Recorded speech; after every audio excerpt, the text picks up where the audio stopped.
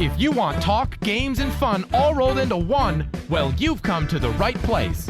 This is The Game Show, where host Bradley Clarke and his special guests talk about the world of television game and competition shows. But Bradley's guests aren't here to just talk. They came to play a game as well. What will today's topic be? What game does Bradley have planned? There's only one way to find out. It's time to start the show. You heard the man. Welcome to The Game Show. And here's your host, the Bradster himself, Bradley Clarke. Did you miss me since listening to the previous episode? Well, no need to miss me any longer. Thank you so much, Austin Angelo, and welcome everybody to The Game Show, the talk show all about the world of television game and competition shows. And guess what? This is once again going to be a 2-hour episode. So sit back, relax, and get ready to listen to double the game show greatness. I'm Bradley Clarke, and once again, the world is going to be at my fingertips, because this episode will be another trip through memory lane for a former contestant on The Amazing Race. However, for this trip, we are going back, way back. And by way back, I mean back to the turn of the millennium. The year 2001. The place, Central Park in New York City. The event, the first ever Amazing Race, was about to begin.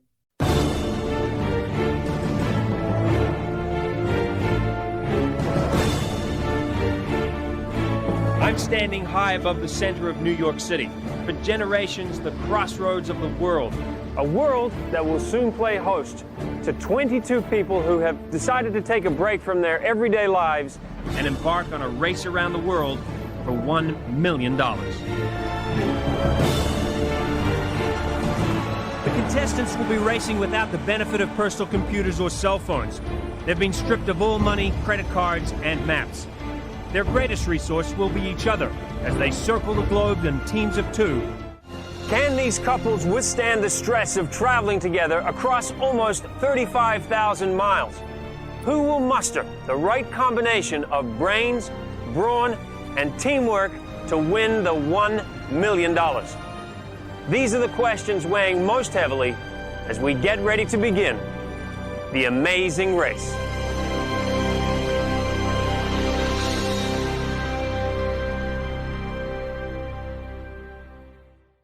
As a viewer, the first Amazing Race was an extraordinary adventure that played out on my television screen. As someone who has seen every single episode of The Amazing Race, there is still something special that happens when I go back and watch the first race. Seeing the teams traveling around the world without any knowledge or expectations to back them up is mesmerizing. And watching their month-long journey unfold with plenty of highs and lows is awe-inspiring. However, ultimately, the feeling you get while watching the first season of The Amazing Race goes back to what host Phil Kogan says in the show intro for the season. This is a race like no other in history. Because at the time, it truly was.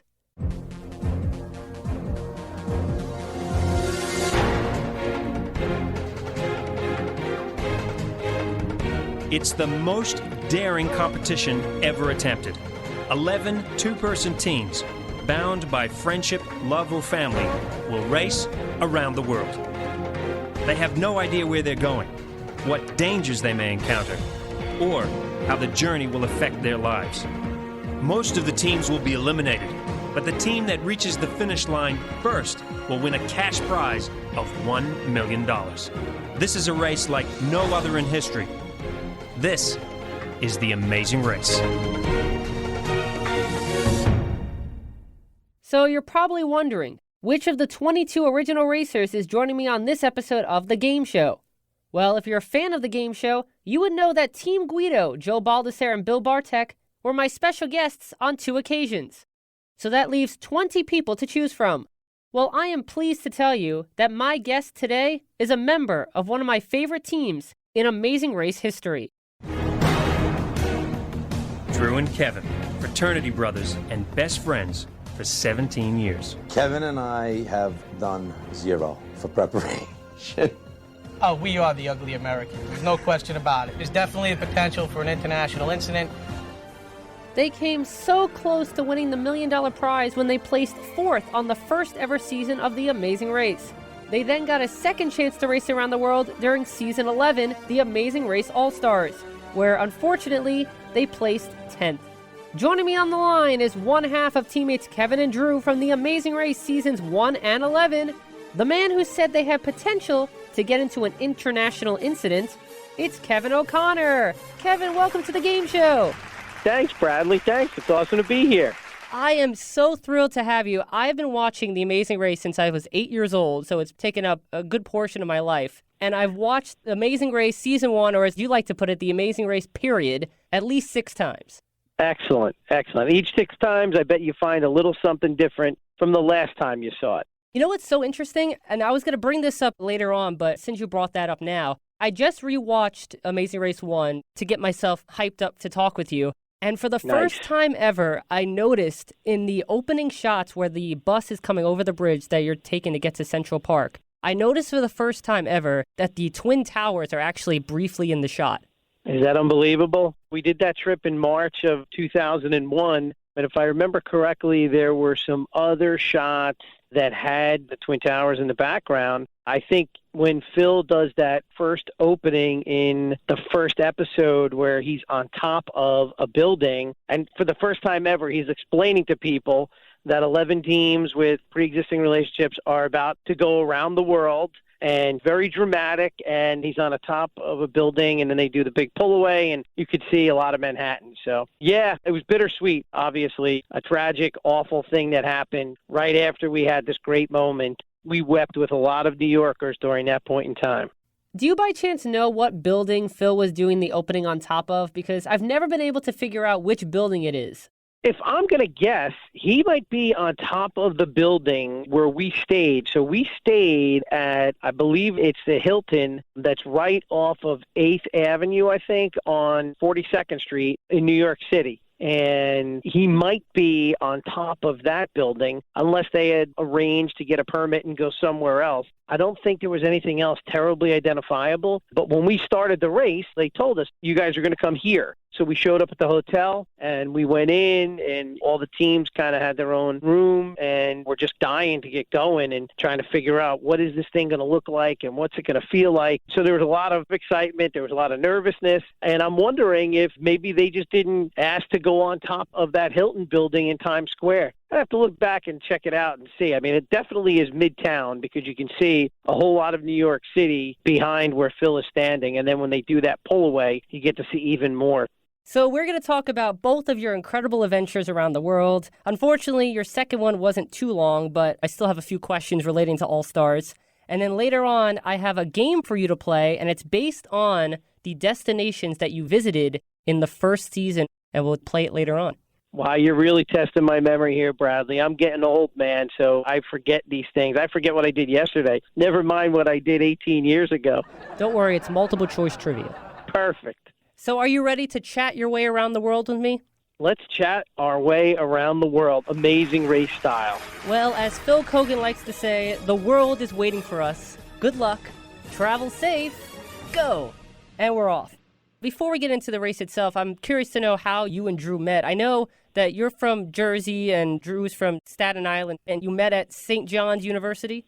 That is correct. We were fraternity brothers. The fraternity is called Delta Psi Upsilon, and we met a long time ago. And he was a year ahead of me, and so he got the edge right out of the gate. He got the one up on me because he was able to pledge me, and so I had to deal with his crap right from the word go. And it turned out to be one of the coolest things I've ever done, pledging a fraternity and being part of an awesome group of guys. And I still talk to these guys regularly, almost on a daily basis, and so these are friends of mine for life. And so Drew and I met at St. John's, and we had 3 years together at St. John's, but obviously we stayed close after school. And then we worked together for a period of time, actually. I got him a job. Foolishly, I asked somebody to give him a job where I worked. And so then I was seeing him every day for a period of, I guess, 2 or 3 years. So we worked together for a while and then kind of progressed our way into this TV venture. And a little disclosure, we went to what many people referred to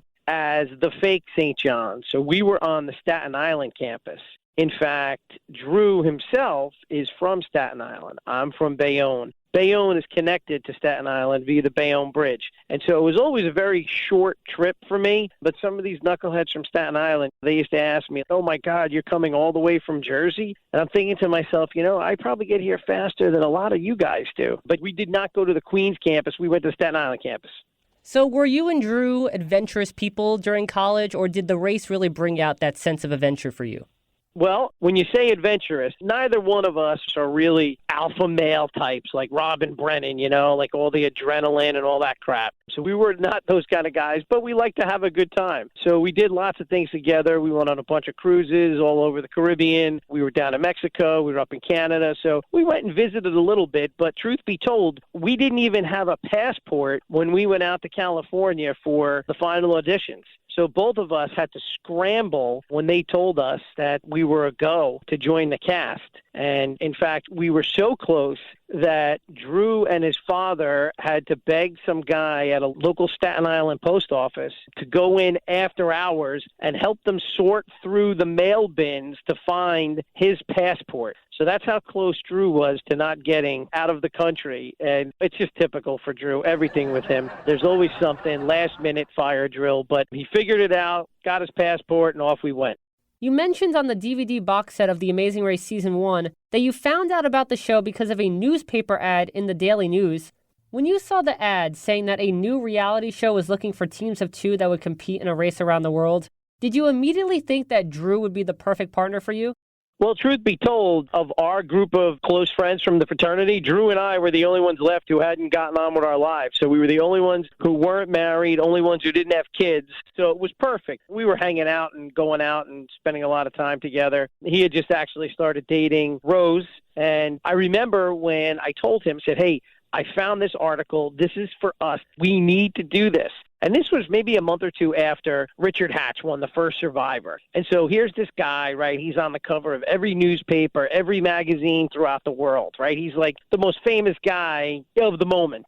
And so I said to him, hey, listen, they're saying in this article that this show is going to be like Survivor on speed. I'm like, this is definitely for us. And the fact that they were looking for 2 people, right? So you had to have a team of 2. I'm like, dude, that's you and me. We should go. We should do it. So we both said, yes, we're going to do it. So there was like a 20-page application that we had to fill out. So I printed it out for him. I dropped it off at his house. I said, just finish it up. We got to do it, da-da-da-da-da. So it just dragged on. As we got closer to the due date, he never got that application done. So I was furious with him. And, he was like, don't worry about it. If it gets on TV, we'll do it next time. And I'm thinking to myself, next time, if it gets on TV, everybody's going to want to do it. And so I was kind of bummed out, but I was watching CBS.com because I wanted to see, 50,000 people show up to the open casting and CBS receives 1 million videotapes. I wasn't seeing any of those updates. And then I looked at one day and it said that CBS's Summer Global Adventure Series, so they had renamed it again. So they call it CBS's Summer Global Adventure Series. The entry deadline was pushed back for another 2 weeks or something like that. So as soon as I saw that, I called him and I said, dude, I'm going to pick up my friend's camera, Franny Woo Woo, going to Franny Woo Woo's house, picking up the camera, and I'm coming to your house. Rose is going to film us. It's going to be nothing fancy. We're just going to sit there and explain to people who we are, why we're friends, what we like to do, and why we think we would win this race. And so that's what we did. We went and sat in his kitchen, literally the refrigerator as the background, and his girlfriend at the time, Rose, who would later become his wife and now ex-wife, filmed the video for us. And we had to do probably a dozen takes because we would screw up and then she would be holding the camera and laughing so hard that it was shaking. So the production value was terrible. So we finally got one take that we liked. I made him fill out the application. I took everything. I went directly to FedEx and sent it off to CBS. At the time, reality TV was new, with Survivor premiering in the year 2000 and The Amazing Race premiering in 2001. And back in the earlier seasons of both shows, the casts were relatively older than many reality competition show casts now. The first race specifically had a nice age range of people, but you certainly don't see that on current Amazing Race seasons. So I'm curious, Kevin, what are your overall thoughts on the current state of Amazing Race casting? And had you and Drew applied for the show in today's day and age, do you think you would have been casted? Well, if I'm applying with Drew, maybe we do get on the show because I think we still have that dynamic between one another that I think appeals to folks. Everybody used to tell us, oh, I have two uncles who are just like you, or I have cousins or brothers just like you guys, always fighting all the time. But I think what has happened is casting has gone through a lot of changes over time. And I think it's the same with everything. There's kind of that cyclical continuation of contestants that are available, and then they have to mix in some stunt casting to keep it interesting, and then they go back to the regular contestants. But they'll never capture the magic of that original cast and the mix that we had. And then you saw season 2, season 3, season 4. It was kind of a focus or a bias towards younger couples, which are great because people like to look at nice, young, attractive people on TV. They don't really want to look at me and Drew. And then as they went on, you started to see, now we're going to have this guy. He was a former professional wrestler. And then you had the Harlem Globetrotters. And then you had Centerfold or two. And then you had Cord and Jet, who actually appeared on our Discovery show before they showed up on The Amazing Race. So we actually knew Cord and Jet before they were on Amazing Race. We had done a segment at their ranch in Oklahoma with our Discovery show. So, yeah, I think your point is well taken. There was lots of different changes in casting over time. And, of course, I'm biased, but they'll never capture that first cast again. It was so perfect. They picked the exact right people to be there, and that's really what made it so memorable. And even though the racers on every season have no idea what is coming next, one of the memorable aspects as a viewer of season 1 is that you can feel the excitement and the thrill and the surprise from all of the racers because you and everyone else truly had no idea what was going to happen since there was no previous frame of reference. That's true. And like I said, we showed up at the hotel a few days before we actually took off. So they explained the rules to us there. But unless you see it and unless you're playing it, unless you're out there doing it, you just don't get it. You're kind of like, oh, what did they say that roadblock meant? Or what does a detour mean? And then they started adding more stuff, U-turn and hazard and whatever else they added over time. So it was funny running the race. Of course, we had no idea what we were doing, so we were just kind of winging it. But even more so, in retrospect, watching some of the production people and how they were struggling to stay ahead of us, they had it well planned. Don't get me wrong. Bert and Elise and all those production people, they are unbelievable with the organization of how that all comes together. When you're playing a game and the board is literally the world, the logistical challenges and nightmares that could happen, there's no way you can count them. It's crazy to think that you could send a group of 22 people around the world, make them all follow a similar path, and get to a common spot so that you can determine, okay, this is the person we're going to eliminate. So we would bump into production people who were going ahead of us to the next location, and then they would be on a walkie-talkie going, oh, my God, they're here. They're on our flight. What are we going to do? Because they weren't even set up at the next location, and here we are on their flight already. So we were moving, I think, a lot quicker than they really anticipated. So that was kind of fun, bumping into folks and seeing them. Then we get to the pit stop, and everybody can breathe for 10 minutes. We would all laugh about it and go, this is unbelievable. Nothing like this has ever been done. How in God's name are we going to get this whole band of people, all this stuff to the next location in Thailand and then in China and then in Alaska? It was really quite a marvel that they got it all done and now have gotten it done for 32 seasons. Yeah, season 32 hasn't aired yet, but it has been filmed. So 32 seasons as of now, correct? Yep. So let's begin our season 1 chat at the starting line, the Bethesda Fountain in New York City's Central Park. As you were looking at the other 10 teams standing beside you, did you think you had a decent chance of making it far or perhaps winning? Yeah, I thought we were going to be just fine. I mean, you look down the line and you see guys who are in really good shape, like Frank of Frank and Margarita, Paul of Paul and Amy. He's a hockey player. He could run all day and all night. Drew and I weren't exactly physical marvels, but we figured there's a good mix of people here. We knew going into it that they couldn't just make it a physical challenge kind of race because that wouldn't be fair to Dave and Margareta, the grandparents, or to Emily and Nancy, the mom and daughter. So we knew that we would be right in the middle, and it was just going to take a little bit of savvy, a little bit of gumption, if you will, to get through this race. And so that was the one thing that we knew that we were long on. We were savvy. We had gumption. We were going to be able to talk to people no matter where we were, always make people feel at ease. And we kind of were confident in that. We told every media outlet that we talked to before we even left for Bethesda Fountain back at the hotel. They had us do all these interviews. And we told everybody straight out, we think we're going to win because this. And every time they would ask, who do you think is going to win? We think we're going to win. I think everybody else was probably pretty confident in themselves as well, but we really felt it. After Phil said go, you were shown casually walking up the steps to get your bags while everyone else was running. And on the DVD set, you explained that you saw no point in running to get to your first clue. All right, everyone, the world is waiting for you. I want to wish all of you the best of luck. Travel safe. Go!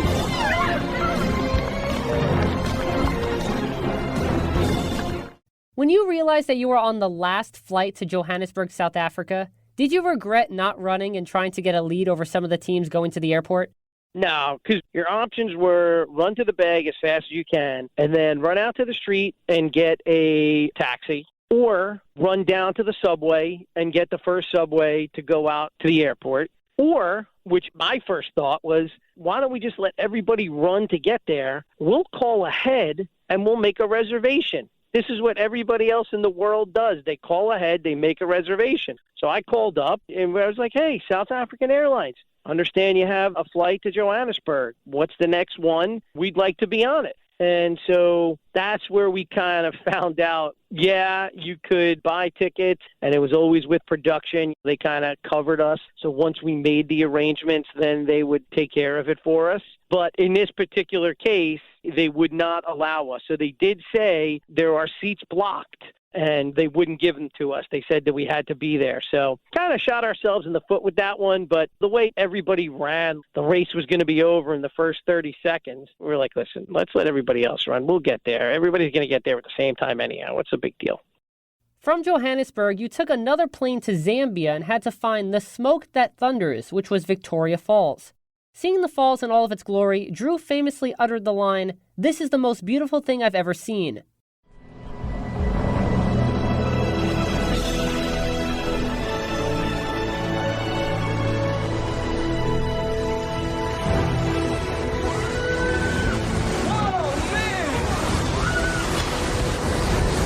This is the most beautiful thing I've ever seen.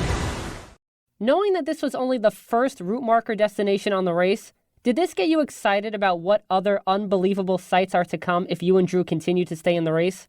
Yeah, that was pretty much the first unbelievable thing we saw. There's still a lot of controversy about who the two people who were running across the bridge really were. Brennan would tell you that he thinks it was somebody else. He thinks it might be Paul and Amy, but I like to think it was Drew and I. Whether it was or it wasn't, that's exactly what we said. We were running across. We were like, holy crap, this is really unbelievable. And so right then, I think, is when it really hit us. This is really going to be an amazing trip. I think we both expected that it was going to be awesome. But when you see that kind of natural beauty, it was breathtaking. And so we got to the clue, and of course, I'm out of air and probably still a little bit dizzy from running across that bridge and seeing all the water around us. You really couldn't see anything because it was just like we were running through a cloud almost of mist. And the first thing I do is I open the clue and I say, get yourself to Batoka George. So instead of saying Gorge, I say George. So I got a lot of crap about that. At Absale, Zambia, top of Batoka George. Take this back to the car, right? I think there's a few people who said the same thing, and maybe it was spelled wrong. I'll have to look into that, but it really was a marvel to see. You then had to travel to Batoka Gorge, where the first ever detour was located. Even to this day, after watching the moment many times, I still cannot stop laughing at your response when Drew said that Batoka Gorge was located under the big tree. If you can please help us, we need to find Batoka Gorge. If you will, please. Where is the big tree? To the left? To the left, yes. Okay, so off the main road. Thank you so much, folks. I'm sorry to interrupt. Drew, come on! Get in the car! Get in the car! Kev, He told me the same be thing. cordial and nice to these people. Drew, you stop. can't be yelling at me to get in the car when I'm trying to be nice to them. You didn't have to get out. You have to get out of the car, You don't and you have to approach people in an affable, friendly way. Max, you don't do it like you're in New York. Don't listen to him. Don't listen to a word he's saying. You're an idiot. Don't listen to a word he's saying. He said go to the main road, make a right, and then there's going to be a big tree. Under the big tree. Those are the directions you got. It's under the big tree. Now, Kev, you don't ask from the car. You have to get out. And, sir, please, thank you. Hi, my friend. How are you? Good, thanks. Can you tell me where Batoka Gorge is? Hi, how are you, my friend? Fine, how are you? Very well, thank you. We're lost. We need a little bit of help. Did you ever find the so-called big tree that the guy giving the directions to Drew referred to? I think we may have come upon the big tree. Of course, for locals, they could say, oh, yeah, that's the big tree. They know the big tree. But he's yelling at me on how to conduct myself and how to talk to people. Of course, whereas Drew, if you hear his voice, it's like fingernails on a chalkboard. You hear that voice and you just want to jump out a window. And he's lecturing me on how to be nice, on how to be friendly, and telling me this is the way I have to talk to people. So I let him go and I let him do his routine. And he comes out and he goes, I got directions. Make a left at the big tree. And then it just hit me. You're kidding me. Those are the directions that you got? Make a left at the big tree. We're in Africa and we're going to make a left at the big tree? That was the first fight of many throughout the 30 days that we were out there. With all of that yelling happening in the car, I was feeling a little bad for Maxwell the driver. Maxwell was our guy. He was laughing the whole time, and I kept patting him on the shoulder. Don't worry, Maxwell. Don't listen to that guy. He doesn't know what he's talking about. I mean, for example, he gets one of those books, and I say to him, Drew, why did you get the book? He's like, because they were handing them out. And so I said to him, okay, so what's in the book? And he goes, oh, there's a map. He goes, look, here we are. And I look at the map. He's pointing to Namibia. And so I said to him, that's Namibia, jackass. And that became a quote that a lot of people have thrown at us as we went around and did a lot of these appearances and got to meet people who watched the show. Everybody liked that's Namibia, jackass. Drew, come on! Wait, we can't leave it. It's what? Oh, yeah, here's for the book. Just go. Drew, stop taking out money every time these guys come out. You just said to me, get the book. I thought it was free and he was giving them to you. Nothing's free, Kevin. We're into Africa. You go to the Statue of Liberty. Is a guy giving these things away for free? For crying out loud. Free. Well, it's got a map in it, though, here. Zambia, there's where we are. That's Namibia, jackass. But that was Drew. You know, here we are, first foray into a foreign country in Africa, the big tree, and he's pointing to a map of Namibia. So this is what I was saddled with, Bradley. This is how I began my journey. Well, speaking of famous lines, at the first ever detour at Batoka Gorge, you uttered one of the most famous lines in Amazing Race history when Drew was jumping off of the gorge. You said, and I quote, "Swing, you fat bastard, swing!" These flies are like lobsters here. Oh my God! Oh my God! Swing, you fat bastard, swing! In the moment, it was a very playful statement, but now that it has become a very iconic line in the series, does Drew ever give you any backlash for essentially calling him a bastard on national television? No, not at all. We always bicker with each other. We always kid each other about our weight. There's always some busting chops going on. That was just something, honest to God, seeing him fall off that cliff at literally 100 miles an hour. And then when it stopped, I think I was so relieved because it was kind of like a guillotine, right? It wasn't like a true bungee where you just bounced up and down. It just stopped. And as soon as it stopped, he started swinging side to side. And that was literally the first thing I thought of was swing, you fat bastard, swing. And that became a regular lexicon for ages. People still to this day will say that when I meet them. People sent us bottles of fat bastard wine. We were in L.A. one time and driving alongside another car. We happened to be in the back, and Drew, who's a smoker, had the window open, and a guy literally pulled right up next to us and yelled right into the car, "Swing, you fat bastards." And so it became a term of endearment for us, and I wouldn't have changed it for the world. It was awesome. Did you watch recently back in season 27 when they revisited Batoka Gorge? All right, let's do it. It's gonna take Holy cow. All right, roadblock. It's to gorge themselves. You can do this. All right, I will gorge myself. This is the Zambezi River, where it all began. Swing, you fat bastard, swing! Oh my God, Kev! The very first Amazing Race Challenge. And the first challenge for teams on this leg of the race. I wasn't watching, but folks who were watching were like, oh my God, we saw you last night. This has happened a few times where they've shown clips of past episodes, and it was awesome that other people who maybe didn't watch the first season or the Amazing Race period. And so it was good that they got to see it, and maybe they said, hey, you know, those guys are kind of funny. I wonder what they were like. And maybe they've gone on to Amazon Prime or something else to try and watch and see what season 1 was all about. And I recently watched the newest season of The Amazing Race Australia, and during leg 8, the teams visited Batoka Gorge, and for the roadblock, one team member had to complete the same jump. Or roadblock. Who's ready to gorge themselves? A roadblock is a challenge that only one team member can perform. For this roadblock, that person is going to have to throw themselves head first into this challenge. Time for one member from each team. Time for one member from each team to gorge themselves. This is Batoka Gorge. It's 316 metres wide and 120 metres high, with the hippo-filled Zambezi River flowing right through the middle. Our teams are going to have to complete a leap of faith and hope they don't become hippo food.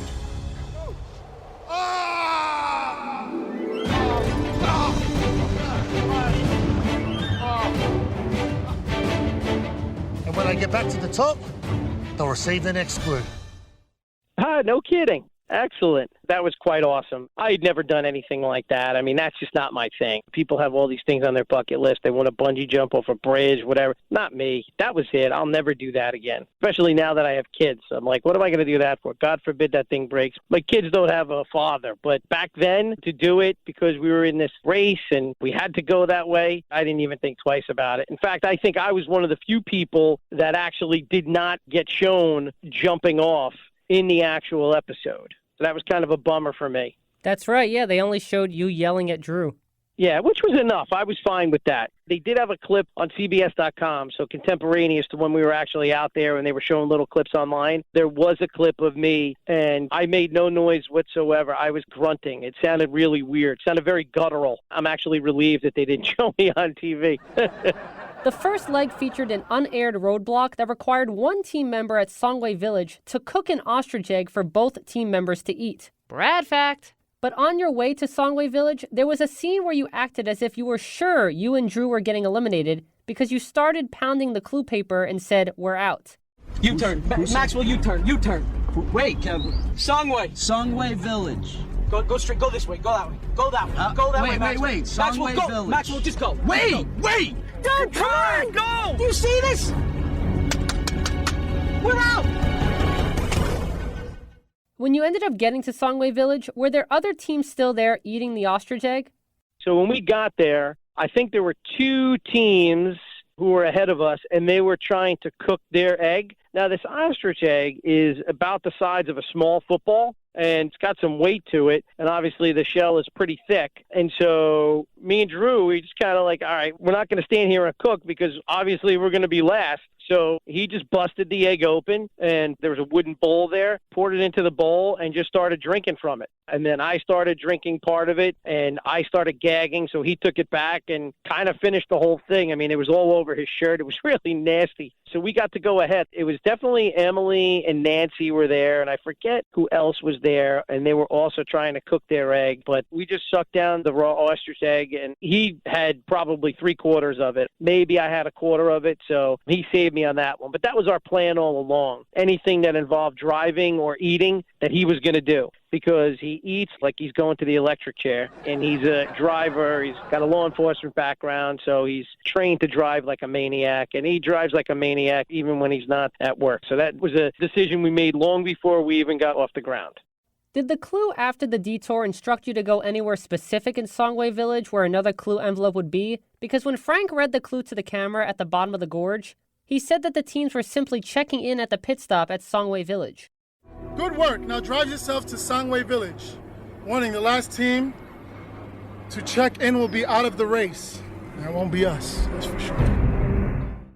Nope. So when we got there to the entrance of Songway Village, there was a flag, and it said roadblock. Before entering Songway Village, the team must finish this ostrich egg. So it did get yanked completely out of production. Probably didn't make for good TV because there was a lot of vomiting. As soon as we went into Songway Village, Drew and I went right to the bathroom, and we were both throwing up. So it was pretty gross. Let's go to leg 3 in Paris, where you and Drew elected to go for the fast forward by asking for a specific tea at Mariage Frere Tea Shop. You decide to use your one and only fast forward for the race on that leg after not getting to Le Grand Rue before it closed that night. Le Grand Rue, 9 a.m. to 12:30 a.m. Fast forward. Visit a tea shop called Mariage Frere Rive Gauche. Scratch ass. Excusez-moi. Excusez-moi. Parlez-vous Monsieur, La Grand Rue. And where are you from? New York. New York, yes. We need to go La Grand Rue. Oh, Carnival? The Ferris wheel? Yeah, yes, exactly. That's it? Yes. Yeah, Oh, that's okay. it. Merci. Yes. Merci. Oh. Did you see other Americans? Yes, he's coming. Oh, they came in? Yeah, he's coming. Jesus, again, 2 minutes is gonna cost us 12 damn hours. You know what? If they all did, the only way that we stay ahead... Then we're the ones who get the fast forward. Well, that's the only shot we have right now. I hate to use the fast forward so early on, though. Kev, but we have no choice. I'm not being equal with 4 other teams. Well, 12 hours behind. Well, let's go see. 8 hours behind. Merci. Each team can use the fast forward only once during the entire race, so they must carefully consider when it's most advantageous to go for it. In this case, the fast forward is hidden inside an obscure tea shop called Mariage Frere. To claim it, teams must ask for a tea called L'Aventurier. We gotta make it to the tea shop. Mariage. Excuse me, you know this tea shop? A tea shop we're looking for. Mariage Frere? The next one or the next one up? Where by that light? Fast forward, baby! Throw a bag in there. Throw it right in the door. Right in the door. We have no food. We have no water. We're all set. It doesn't get much better than this, huh? No, this is it. Good night. Good night, Kevin. Good night, Drew. Good night, John Boy. Good night. I just don't think the city's anything special, you know. No, This is just like being down in Soho. yeah. Ah! Hey, you're the manager. Yeah. Good morning. Good morning. Geez, why did I think it was going to be an old guy who looked like Ben Franklin? Bonjour, monsieur. Do you have a tea called L'Aventurier? Yes, of course. That's for us. That's for you. Very Let's good. smell it, though, just. Very nice. Little oregano-y. Fast forward, very good. Congratulations, you have found the fast forward. Go directly to the next pit stop. Chateau of Les Beaux de Provence. Check in at the top of the castle. Yes. It's in the south of France? Yeah, very nice. Nice. Good. Nice, we could go to the beach, maybe. Yeah, well. Is it warm? Warmer there? We're going to the south of France, boys. This is the ancient village of Les Beaux de Provence. Carved from stone over 2,000 years ago, it sits 300 miles south of Paris in the rolling hills of southern France.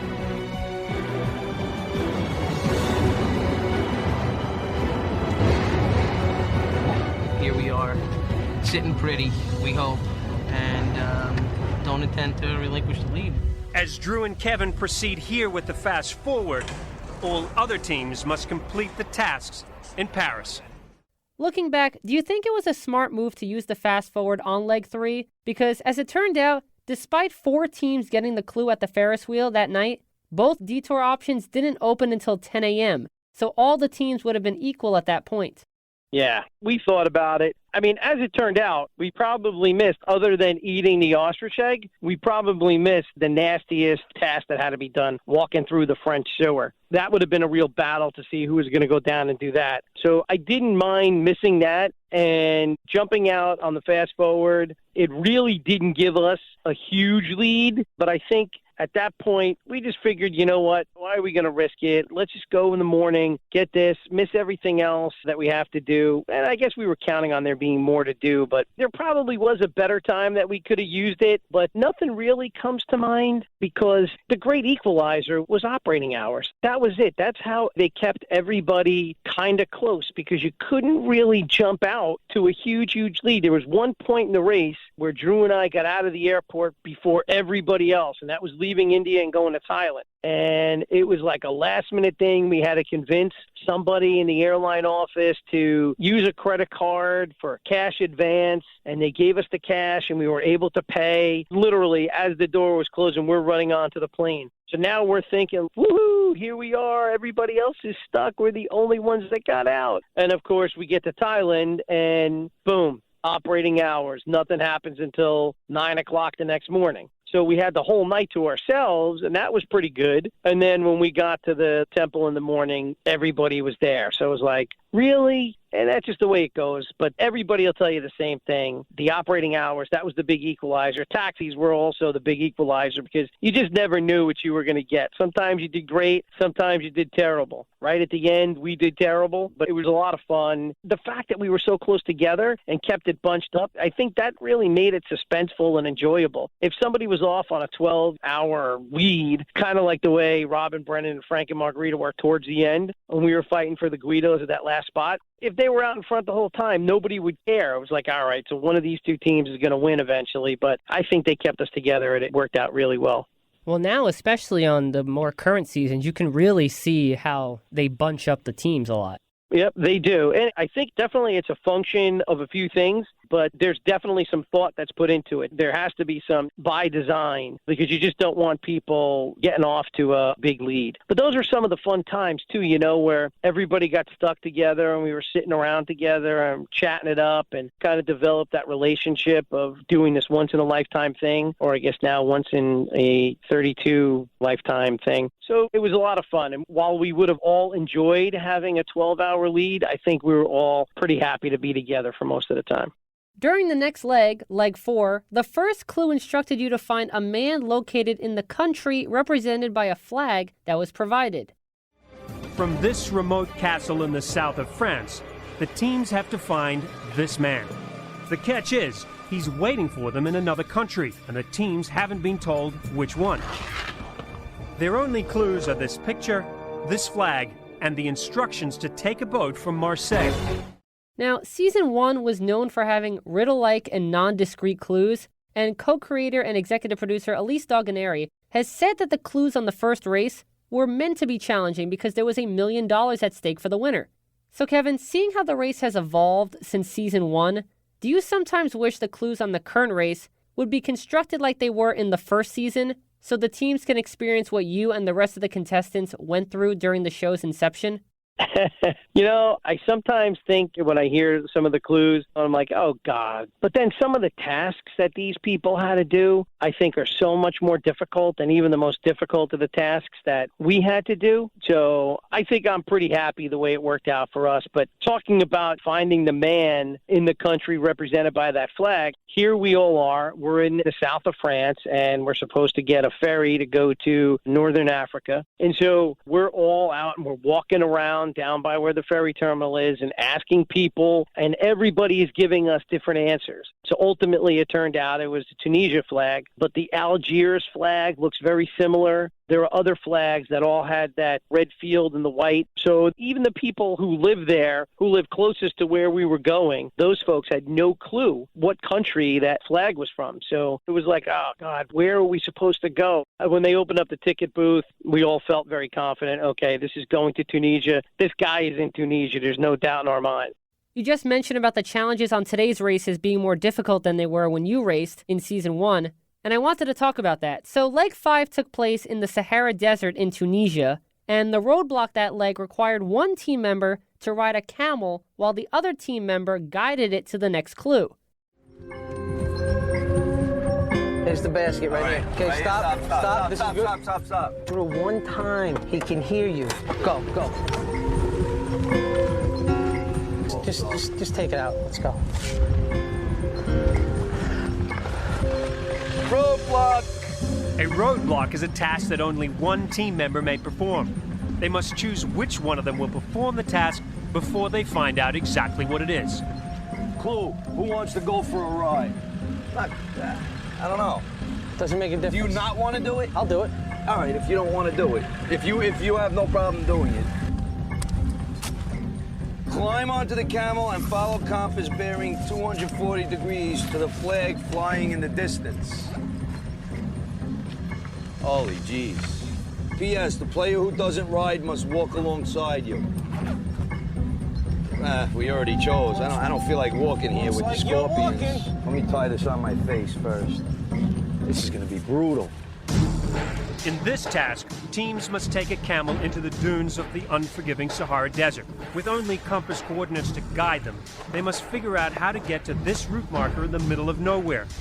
The chosen team member must ride the camel, and with temperatures soaring over 100 degrees, the other team member must walk. For the equivalent of $50, teams can hire a camel handler to help them control the camel. This doesn't look like an English-speaking crowd up here.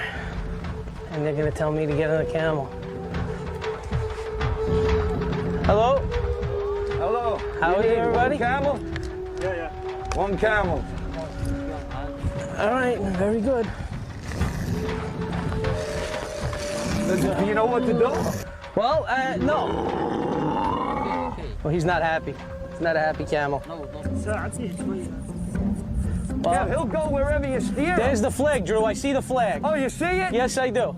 Oh, it's right over there. I see it. Come on. Yeah, but he's not going to go, Drew. He'll go kick him. Drew, he's going the wrong way. You got to steer it. Pull it tight. Give me this thing. You're an idiot. You never rode a horse before? Rode a horse. You see? Yeah, he's going to let you do it now, huh? Now, many of the challenges in Season 1 weren't actually challenges, but as Phil would describe them, they were simple tasks. A number of the detours and roadblocks were more about choosing one of two ways to get to a specific destination, or one team member performing a specific role during a task. So overall, did you find the challenges to be challenging, or was the traveling and navigation the more challenging aspect of the first race?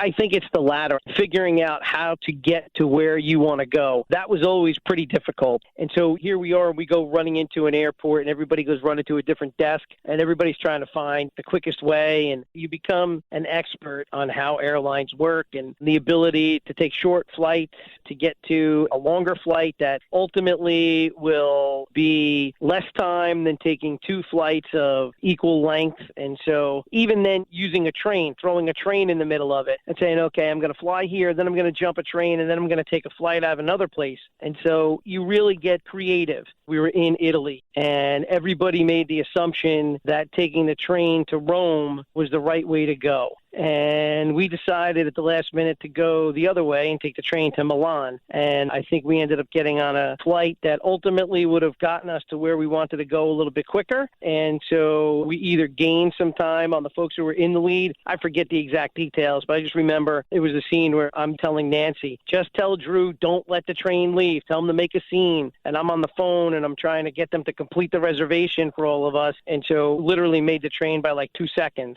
and it all worked out for everybody. So just a matter, I think, of being open to taking different routes.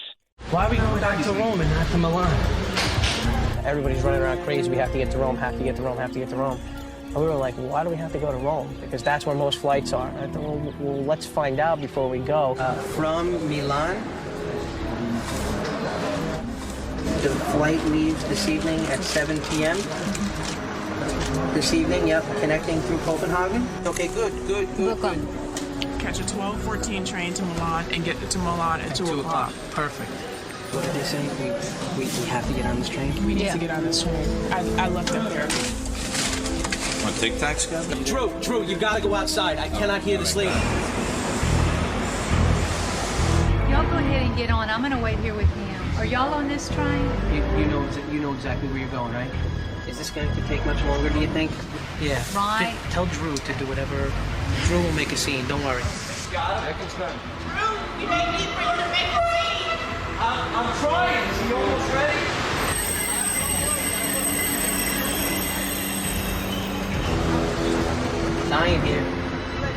Dying here.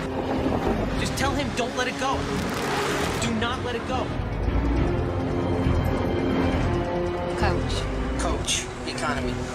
Get a confirmation number.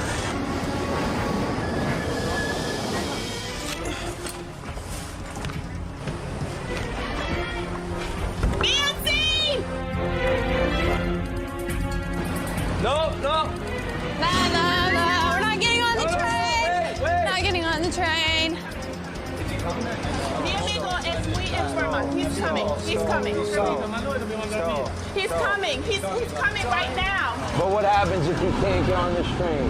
Where is he? I don't know what we do. What happens if we don't get on this train? Dude, can you hold those names? Okay. Where is he? Here. You got him? Yeah, that's all right. You are so wonderful. And the idea in my mind was always to just kind of put yourself at the mercy of the people who are doing this for a living, all right? So you run into an airport and there's 5 people standing behind the counter. I just kind of laid out the story. It was like, hey, listen, doing this travel show for American TV, and we need to get to wherever as quickly as possible. What do you suggest?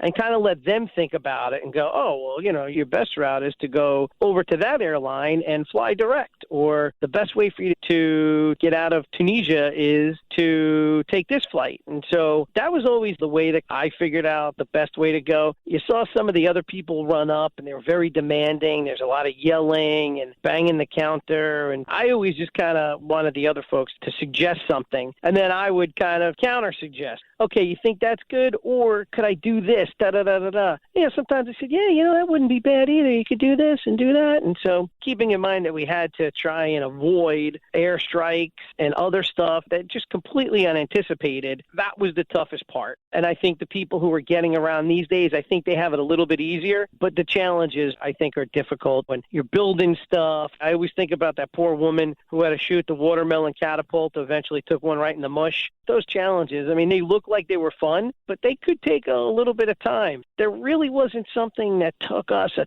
ton of time. And so we might have been lucky in that regard, but at the same time, I think we had more challenging logistics issues. I've always wondered, how long were you actually waiting on the phone, and how long was the train there waiting for you?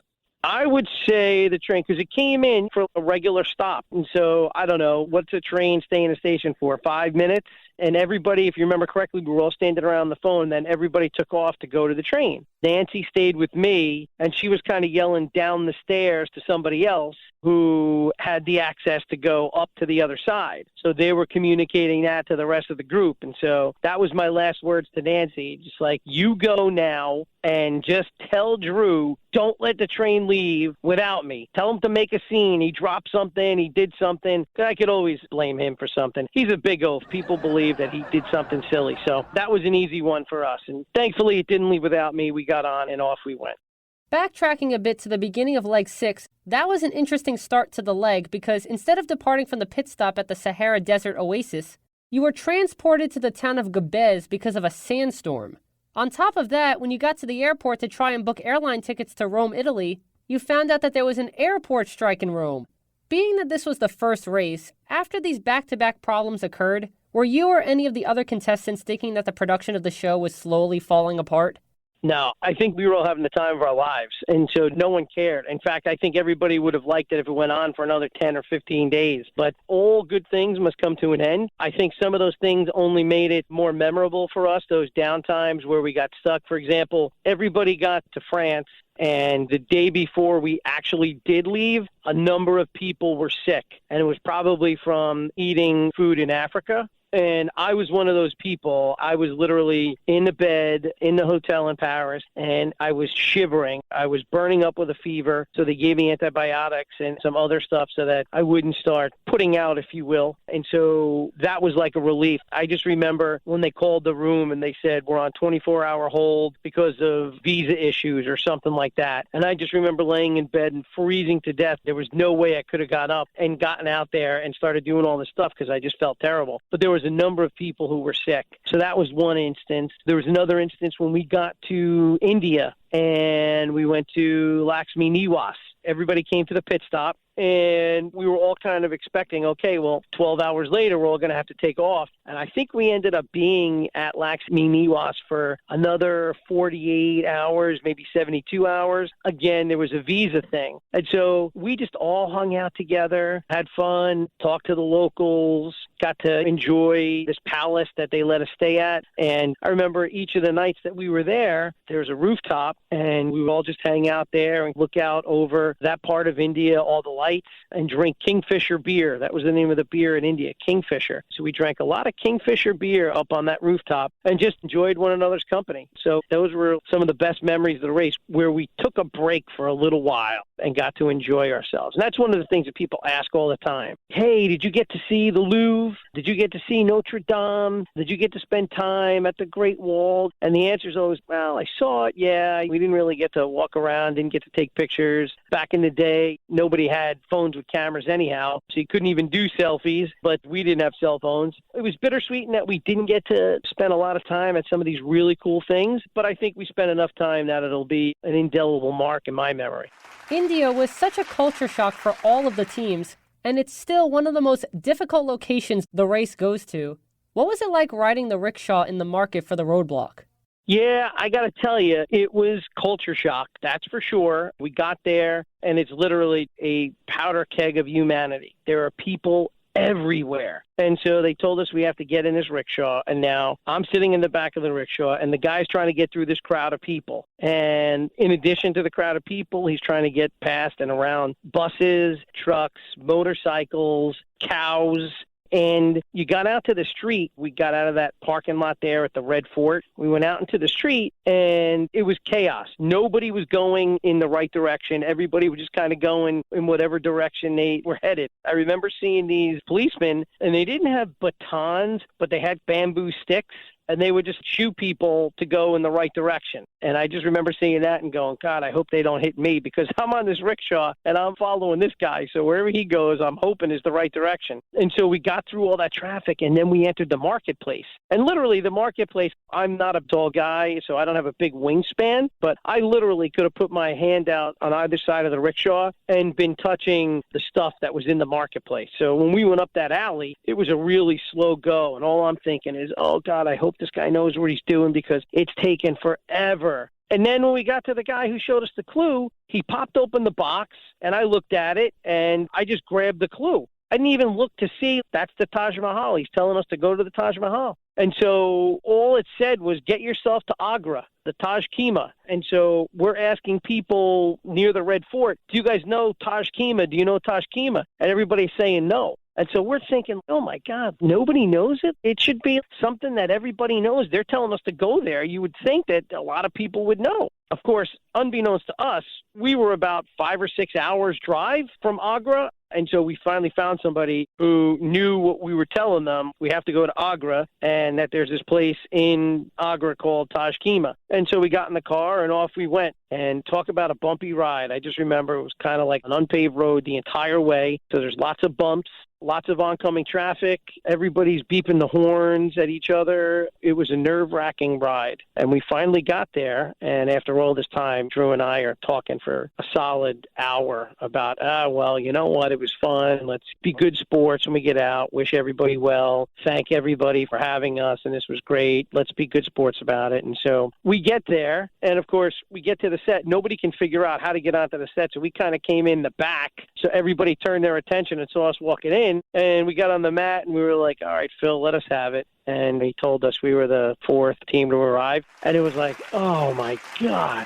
thank you. That is just amazing. And maybe that's when you talk about the fast forwards and the judicious use of the fast forwards. I think that was the one that Frank and Margarita got. And so they got a much smoother path to the Taj Kema than we did, which probably took weeks and months off our lives. So that was probably a good one by them. And I'm sure that they had a huge lead, at least for a little while, because as soon as it was time to go to the Taj Mahal, they probably got held up by operating hours.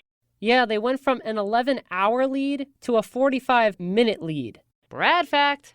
Yeah, and that was the great equalizer. Well, going back to the traveling aspect of Season 1, Now on The Amazing Race, there are legs where there really isn't a lot of long-distance traveling compared to legs back on Season 1 where there was a lot of traveling during each individual leg. So do you think the racers from the current seasons have it a bit easier when it comes to single-leg traveling?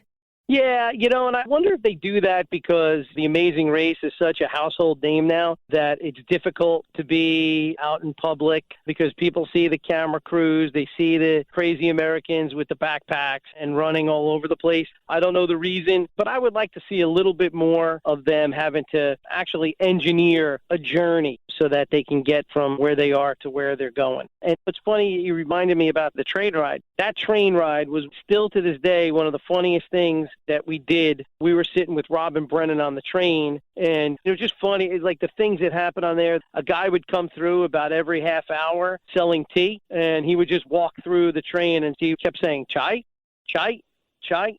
And so Brendan and I were laughing. Still to this day when I see him, we'll give it a chai, chai, chai. And then there was another guy came through, and I think he was looking for money, and he was tapping this metal plate. And he went right over to Drew, and Drew was sleeping, and he tapped on this plate right in Drew's ear, and Drew jumped up like an elephant that just sneezed in his ear and looked at the guy like, what the hell are you doing? And so, of course, myself and Rob and Brennan, we were hysterical laughing. But then we encountered some families on the train, and Drew was trying to teach the little kids how to play poker. That train ride in particular was a lot of fun, and we got a lot of laughs on that one. Leg 9 in Thailand is where you and Drew started to fall behind because for the detour, you decided to spend over 2 hours looking for a private car to take you to Kanchanaburi instead of taking a bus. And this was an example of how a detour for Season 1 wasn't really a challenge, but rather a choice of how to get to your next destination. You ended up taking the bus when you ultimately couldn't find the car, but you were still far behind Frank and Margarita and Rob and Brennan. Having won the fast forward, Joe and Bill are able to skip all remaining tasks and travel directly to the pit stop at this Buddhist temple, 500 miles south of Bangkok. As they begin to gather information about how to get to the pit stop, Nancy and Emily make their way to the route marker at the Temple of Dawn, where Kevin and Drew have spent nearly 2 hours searching for a private car. The car is somewhere like sprinkled in here in one of these little streets that will take hours to find. This is the West Gate right here. The one we came out is the West Gate. And what makes you so sure? Because it's west, and it's the only exit. Oh, yellow flag, yellow flag. Oh, okay. The temple's here. We're going back. We're not going back. It's about 1 kilometer up this road. We didn't go far enough. Well, as I know, whoever don't get the fast forward is going to be here any minute. Thank you so much. Oh, yeah. What we're doing. Detour. Oh gosh, a decision. Another one. Public. Travel by public bus. Detour private. Private. Travel by a free private car. All right. Okay, Mom. I'm gonna go see if any of these cars are the right ones. Let's get a cab there or something. No, we can't. We could walk around for an hour looking for this guy. The bus is leaving in 10 minutes. We're on it. But we need to go bus terminal to Kanchanaburi. So do you consider this to be your biggest mistake of the race?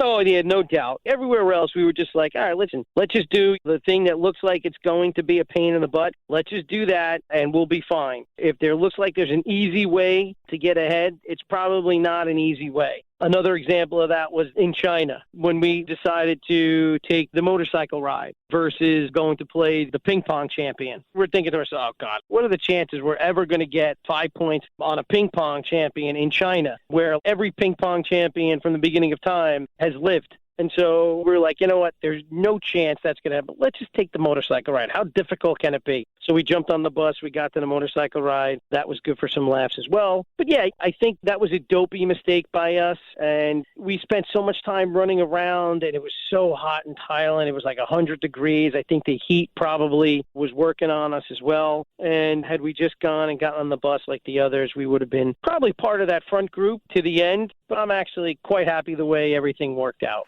We could have theoretically ended up like Bill and Joe, which probably was the downside. That was a big bummer for them to get the news and not be at the finish line. And so had that been Drew and I think that kind of would have been an awful way to end what was an otherwise fantastic experience. So if it just wasn't to be, if they were going to be a few hours ahead of us, I'm glad the way it worked out for us that we went out when we did. So I've made my peace with that, that's for sure. For Leg 11, you had to travel to Beijing, China, where the focus was mainly on you and Drew and Team Guido to see who would be the third team to race to the finish line. At that point, you knew how far you were behind the front two teams, so did you think it was actually possible to catch up with them even with airport equalizers? Yeah, we always held out that hope, thinking, okay, as long as we stay in it, something's going to happen where we're going to be all back together again. It wasn't to be for us, and obviously it wasn't to be for Bill and Joe. But the two teams, I think, who consistently were amongst the top group, they were the ones who raced to the finish. So, good for them. But Drew and I did get to stay in Beijing for a few days, and so we went and we saw the Great Wall, and literally, it is great. The one thing that we did not do that every other team that was eliminated during the race was we did not get to go to Sequesterville, which was, I think, in France for this first race. And we did not get sent there. They just said, hey, guys, you stay in Beijing for a couple of nights, relax, and then we're just going to fly you back, and you'll just meet everybody in New York. And that was great. So I guess it would have taken us just as long, if maybe longer, to go back through Europe and meet everybody, and we really wouldn't have been able to stay there. So it worked out very nicely for us where we got eliminated. We were sad, but at the same time, we had just come off this great high, and being able to explore Beijing was a cool way to spend the last couple of days before we flew back. And then flying back was incredible because you fly over Alaska, and flying over Alaska is like nothing I'd ever seen before because those huge glaciers, the mountains with the ice caps on top of them, they look like they're literally right under the wing. They're right there. So that was the coolest flight going back to the United States. And when we got off the plane in New York, it was great because all the teams had come to meet us at the airport. And the next day was my birthday. So we went out and we had this great dinner, and it was just an awesome way to decompress after not seeing half the teams for 2 weeks. So it was good to see them again, and just all around great experience, Bradley. It's tough to put into words what a memorable trip that was. I've always wondered, as you were leaving the Leg 11 pit stop, Drew said to you that you had to get your bags, which were still in the cab. To which you replied, he's all the way on the other side of China. Oh, here it is. I see. Got him. Where are they? We gotta be here. Welcome to China. Welcome to China. Oh, thank Welcome you. to China. Thank you. What number are we? Break us the bad news, Phil. I'm sorry to tell you, you guys are the last team to arrive. That means you guys have been eliminated. It was all coming together. We knew it. It was all coming together. And then it's over. What are you going to do? It was a lot of fun.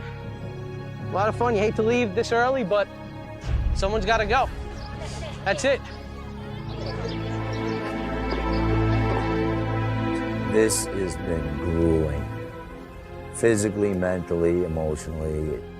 We have nothing to be sorry or ashamed of or nothing to regret because we gave it our all. I was reading a thing in a book about the teaching of Buddha, and it said, when you speak, just speak. When you feel, just feel. When you see, just see. When you hear, just hear. And the last one is when you know, just know. And we can walk away here knowing that, we did our best and it just didn't work out. We gotta go get our stuff out of the cab. He's all the way on the other side of China.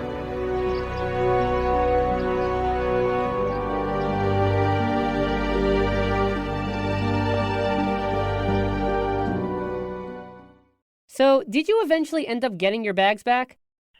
We did get our bags back. That's something that still to this day, I probably say that, it's on the other side of China, exaggerating. I don't want to walk all the way out to the driveway, or I don't want to walk all the way down to the curb to get the garbage cans. I'm like, oh, that's all the way on the other side of China. And so it was a perfect way to wrap that up there. And we had no idea where the guy was because when we ran through that park, I would guess that park, maybe not as big as Central Park, but it's not much smaller. And we ran, if you think of the compass, we had to go to South Gate, and we entered probably at East Gate. So we ran all the way down and across to get to that South Gate. And unfortunately, Bill and Joe had figured out how to tell their driver they had to go to South Gate. We couldn't do it, and we were in traffic, and we just said, you know what, let's go. And, of course, in Beijing, where every taxi looks exactly alike, and there's just millions of people and millions of taxis, and now we just got out of a taxi, left our bags, and ran, I don't know, a couple of miles to where that gate was.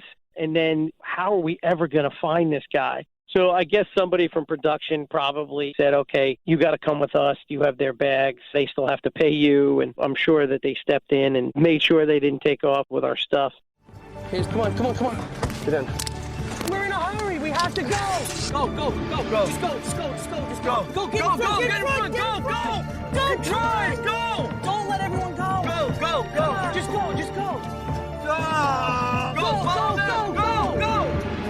They're all the way there behind the bus. How does this happen to us every time? We're done, man. We're done.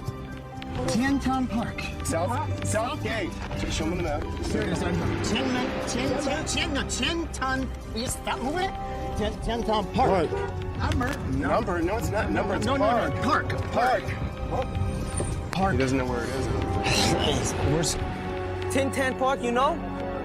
Okay. Yeah. Park. Tiantan. Hold on a second. Wait. See if there's a park here. He knows right where we're going, this guy. I know he does. I can feel it.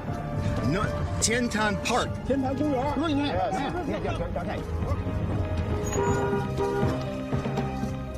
Okay, this is it. Taxi race. I think we should dying get here. now and walking. Dying here. Man, I beat him with the food, and I can't believe this. I can't believe it.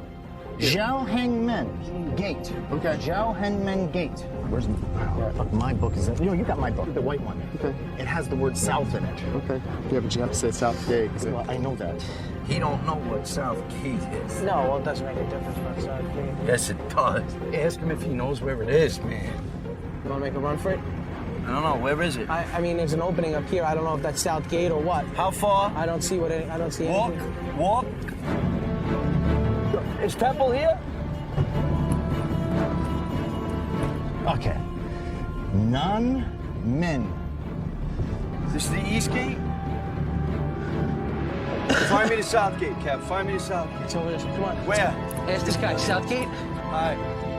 Which is the South Gate? South. That way? Yeah. Come on. How do you know? South Gate. Tiantan Park. Non-men. Yes. Yeah. Okay. Remember, Good. non-men. Yes. Tiantan Gongwan. Okay. Okay, all right. Let's get into a clearing now. Yeah, it was pretty crazy. We had to retrace our steps, and that was tough because when we're running and we're looking and we're asking people, South Gate, and how the hell did we ever get to where we were? But yes, we did get our bags back, and so that was a good thing. Being from Queens, I've been to Flushing Meadows Park many times, but every time I'm by the Unisphere, I always go to the exact spot where the race ended, which is on the Africa side of the globe, and either recreate the run with the historic music in my head or just stand in the spot and admire the significance it has in reality show and TV history. I'm a big Mets fan, and so I go out to Citi Field quite a bit, and invariably 1 or 2 times you have to park out by the tennis court, and, I always see the Unisphere, and I always tell my kids, tell my wife, they're already tired of hearing it. Anybody that I'm with, I'm like, right there, finish line for first season of The Amazing Race, or The Amazing Race, period.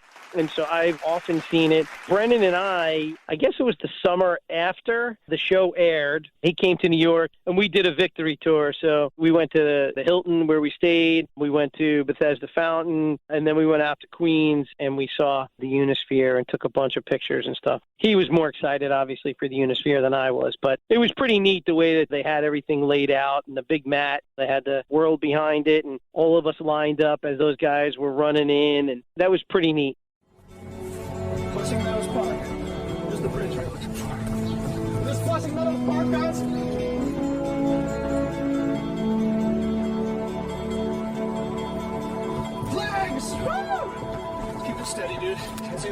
We've won or we've lost at this point.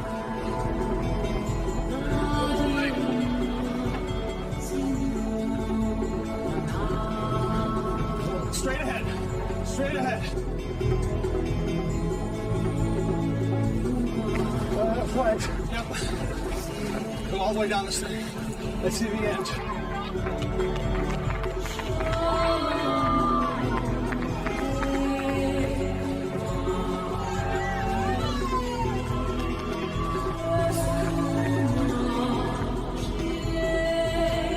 I hear some cheering, dude. That's a good sign.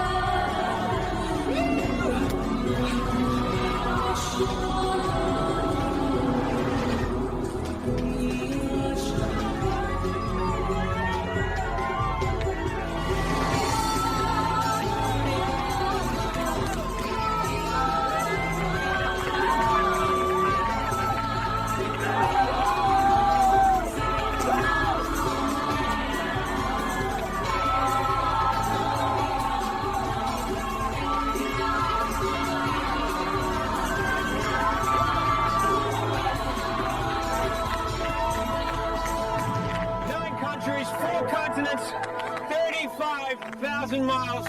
You guys are the official winners of the Amazing Race. It's the most fulfilling, grueling, horrible, exciting, wonderful experience of my life, and I did it with my best friend. Yeah, it was amazing. We had no idea we were going to end up here. I mean, we started off the race feeling strong, but there were a lot of low points, and we didn't think we were going to make it, but we stuck together. We never had any big drop-down, drag-out fights. We both did our job. I did my job. He did his job. We knew where each other's strengths were. We rode them. And this is where it's all these teams pushing us. Yeah. What kick-ass competition, guys. What kick-ass competition. Now, Kevin, I know why you call it the Amazing Race period, but for the listeners who don't know, why don't you explain why you refer to Season 1 as the Amazing Race period? Because we were the original. There was none ever like it. You can try and emulate the Amazing Race, and that's the title that's on the box, and that's the title you see when you go to Amazon Prime. We were the Amazing Race. Everything else was just a copy, seasons 2 through 32. So I like being the original. If somebody says, oh, I watched Rocky last night, they don't say I watched Rocky 1. They say I watched Rocky. When you watch Rocky 2, you watched Rocky 2. Rocky 3, you watched Rocky 3. But if you just watched the first one, it was Rocky. And so that's the way I feel about the Amazing Race. And I can only imagine how proud you and the other teams were as you were clapping for the final shot at the Unisphere, that you were part of something that had never been done before.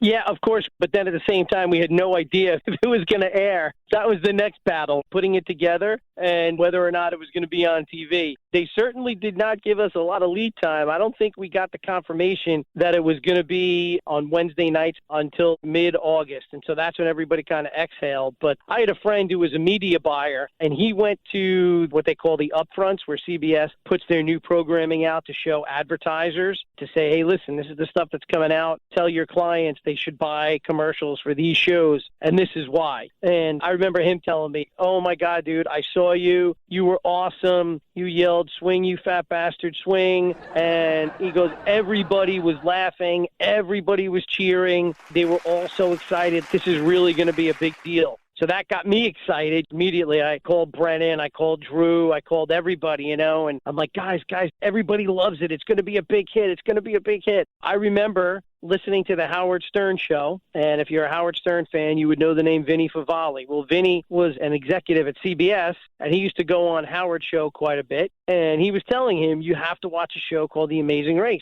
And Howard would have none of it. He's like, no way, I'm not watching that show. You're a corporate man, Vinny. You're just telling me it's good because it's CBS. I'm going to watch my friend Joe Rogan on Fear Factor. And I was like, oh, it was a dagger through the heart for me because I'm such a big Howard Stern fan. And I knew right then that he was going to have zero interest in watching what goes on. So that was a bummer for me. But nonetheless, it was pretty neat when it got on TV and people were watching it. It was just great. People at work, at the time I worked at Deloitte, and people at work were so happy, and all my friends and family got a million calls, a million texts, a million emails. We saw you on TV. It was great. Everything was great. I don't think Amazing Race was a huge ratings draw. I think we did pretty good in that first week. Obviously, the week after, things globally changed for everybody, so it wasn't on anybody's mind for the next 2 weeks. And then ultimately, I think towards the end, it started picking up a little bit of momentum, and so it was nice at the end. I think they got a big number. Brennan would know exactly the number because he's the trivia guru for all things Amazing Race, period, season 1. And he would tell you exactly what the rating was for the night of the finale. I've had Joe and Bill, Team Guido, on the game show twice before, and during their first appearance, they told me that if it wasn't for Joe and Bill and Kevin and Drew, The Amazing Race would have never existed past season 1. So in other words, the personalities of you and Drew and the Guidos saved the show. Do you believe that to be true? Because in reality, the first season got just enough viewership for CBS to give it a second season.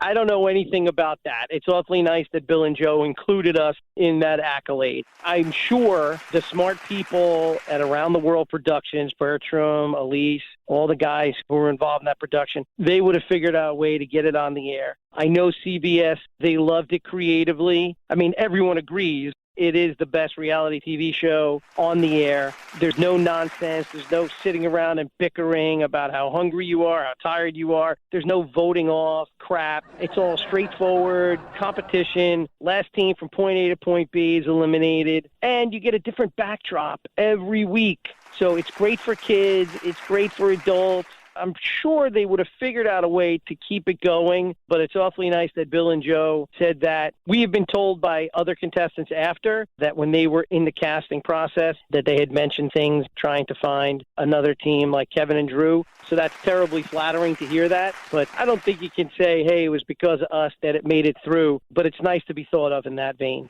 Did you continue to watch the seasons after season 1?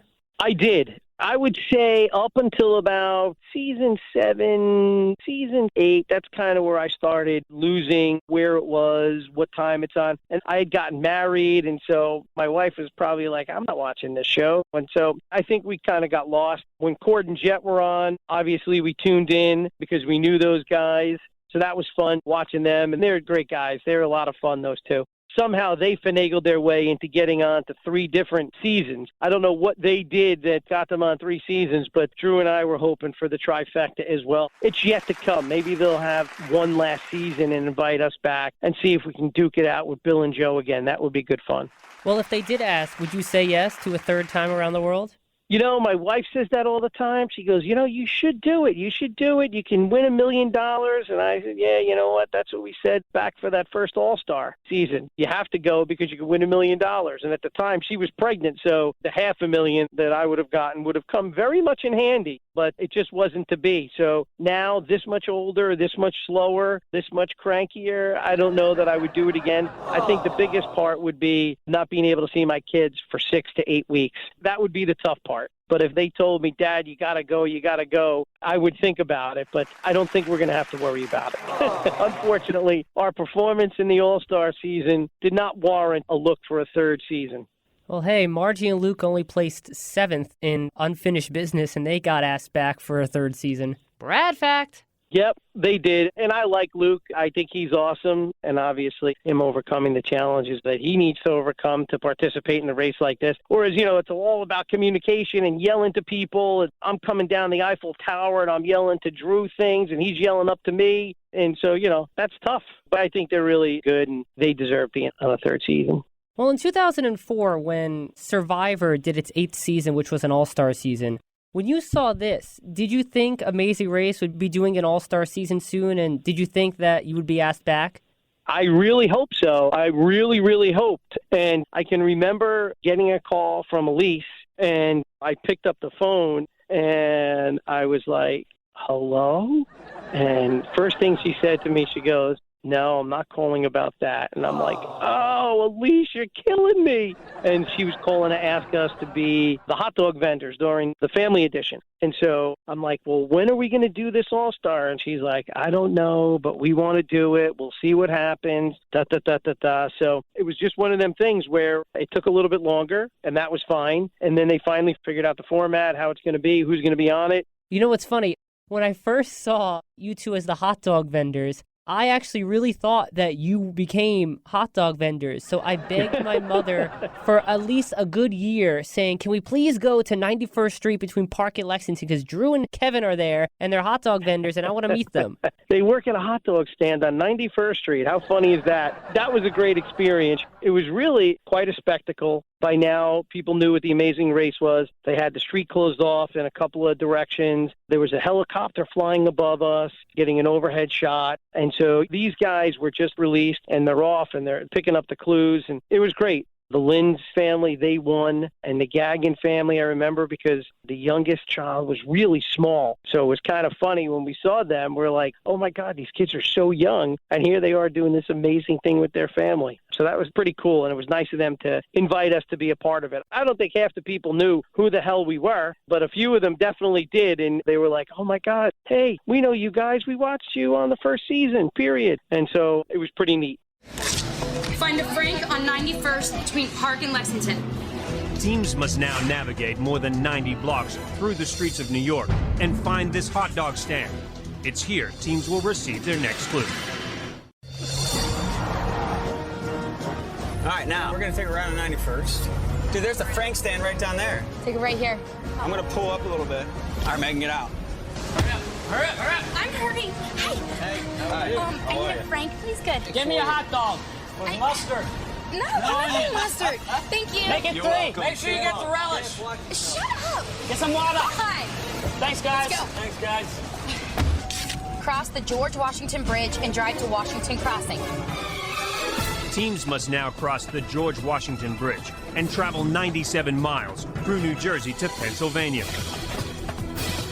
Once there, they must find Washington Crossing Historic Park, where George Washington made his famous crossing of the Delaware River during the Revolutionary War. It's here that teams will find their next clue. I forgot. Hey, man, you know where Washington Bridge is? Left. Thank you. Oh, there's a Frank wagon right there. Right, who's on my side? Carissa's side. That's right here. Carissa? Jump right out. Get the clue. Jump right out. How are you? Hi, how are you? What do you need, a Frank? Here you go, honey. Oh, thank you. Good luck to you. Bye-bye. It's cute. Cross the George Washington Bridge and drive to Washington Crossing. Look, okay, we're almost there. Are we on 91st? Exactly. Here's the Frank place right here.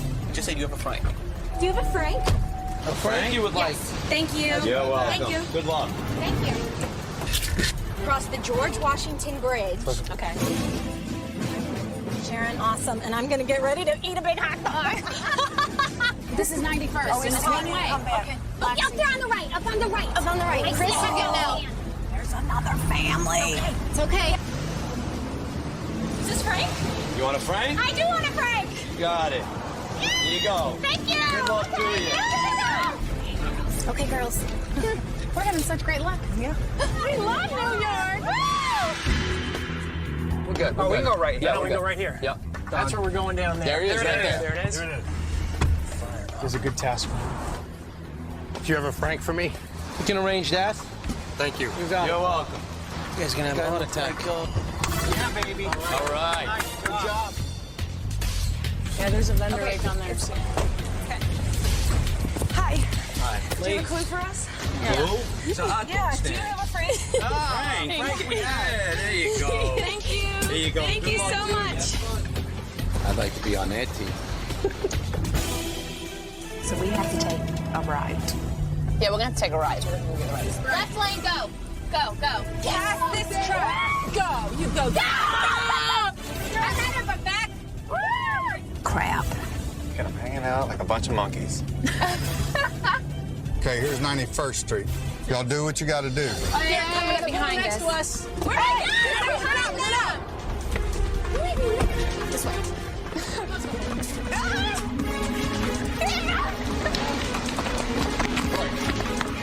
How you doing, Frank? Hey, no, Mr. I'm Kevin. He's Drew. I'm Kevin. Appreciate you, man. Read it. Your clue is in the historic park in Pennsylvania. I don't know if that means like the state of Pennsylvania.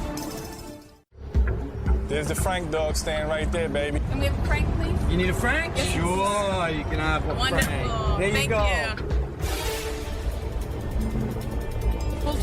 Just pull over and let's find. We gotta find a Frank. Oh, right there. There's a Frankfurter stand in the middle of the block. Okay, go, Brian. Go, guy. You guys got a Frank for me? Frank? I think you do. By the way, you guys were the best. Oh, thank you. You guys were the best. Thank you. That was nice to say that.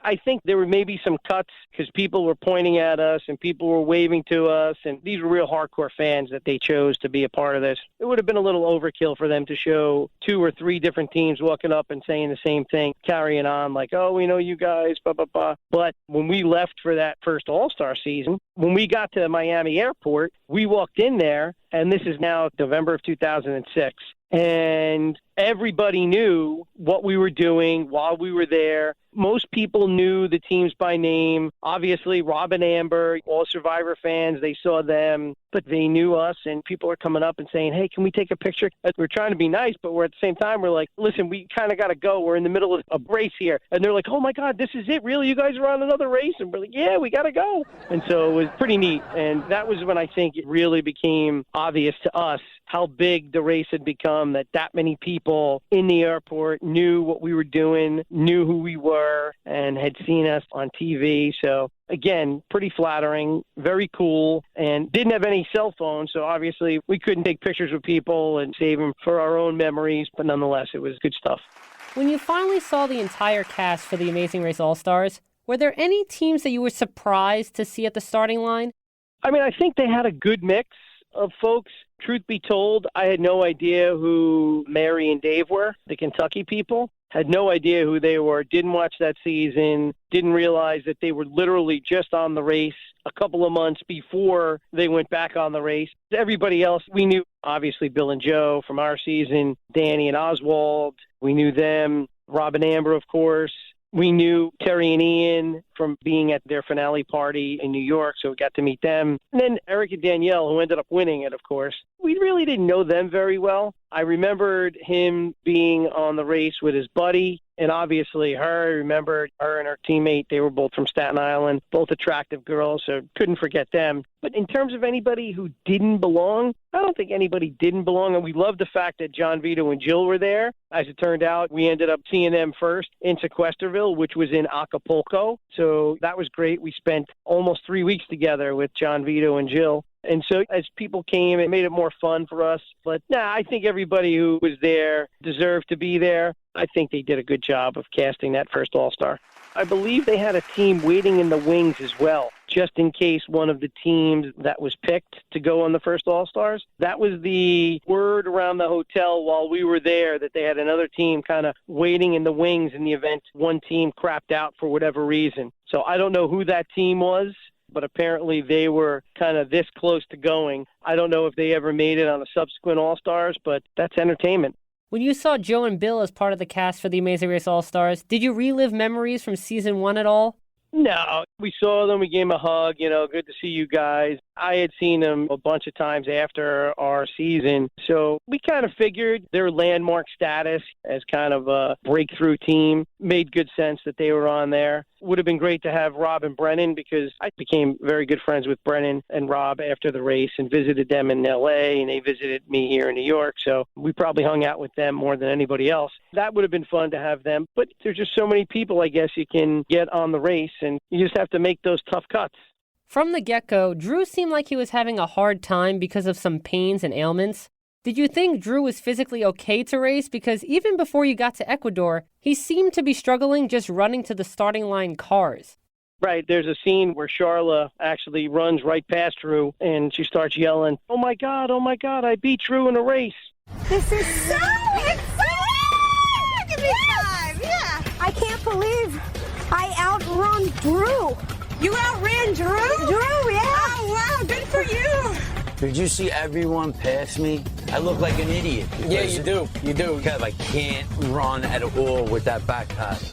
I think we were kind of expecting that he was going to have a little bit of trouble. I don't know that we expected he'd have that much trouble, but he was banged up, and so that's the way it happens. Maybe we were the ones that they were waiting to see if we were going to be able to go, and that's why that other team was in the wings, because Drew was pretty banged up. He had a couple of things going on, and not that he was mobile. Don't get me wrong here, Bradley. He wasn't mobile in the first season, but he was definitely less mobile on the first All-Star. So I think that it was just something that we tried dealing with, and I don't have anything to do with him. It was the fact that we didn't make it to the next leg. That was the big thing with the speed limit sign. Teams must now choose one of these marked vehicles and drive 71 miles to enter the landscape called the Valley of the Moon. The sharp turns and shifting sands require teams drive no more than 40 kilometers per hour. Once they exit the Valley of the Moon, they may return to driving 50 kilometers per hour as they search for this place, the Valley of the Dead. This barren wilderness is the pit stop for this leg of the race. The last team to check in here may be eliminated. And I think they did us kind of dirty on that, where they kept showing that speed limit sign, and we kept going. Everybody else is speeding. Stay right in the middle and drive 40 kilometers. If anybody passes us, they got to be going over 40 kilometers. Right, so this is the way we have to go to the end at this point in time. We're approaching the highway. This is where it's all going to kick into a race now. Do not let them pass, Drew. Stay right in the middle and drive 40 kilometers. Do not let them pass. The gate guard told me there was no speed limit anymore, but they're working under the premise, I guess, that it's still 40. Drew, coming on your left, coming on your left, coming on your left. What was that? Terry and Ian. We're back on the hard top road. Speed limit ain't 40 no more. I can go 50. Why, does it say 50? Speedometer back there thinks it's 50. Well, get behind them. Okay, go ahead, pass them. Oh, Kevin and Drew. See, you wouldn't want to be here. Let them all do what they want. They're all going well over 40. I'm not going to go over the speed limit. Just stay right in the middle. You drive your 40 kilometers. What are they doing? Do they know where the hell they're going? Just pass them. We're going under the 40. Taxi guy left. Just go. Clueless? At least if you knew where you were going, you could do your little maneuvers. Make sure no cars are coming. Go. You know what? Maybe they know something. We follow them. So they're going over 40. Speeding! We had gotten yelled at by the production people. They told Drew, you got to slow down. You can't be speeding.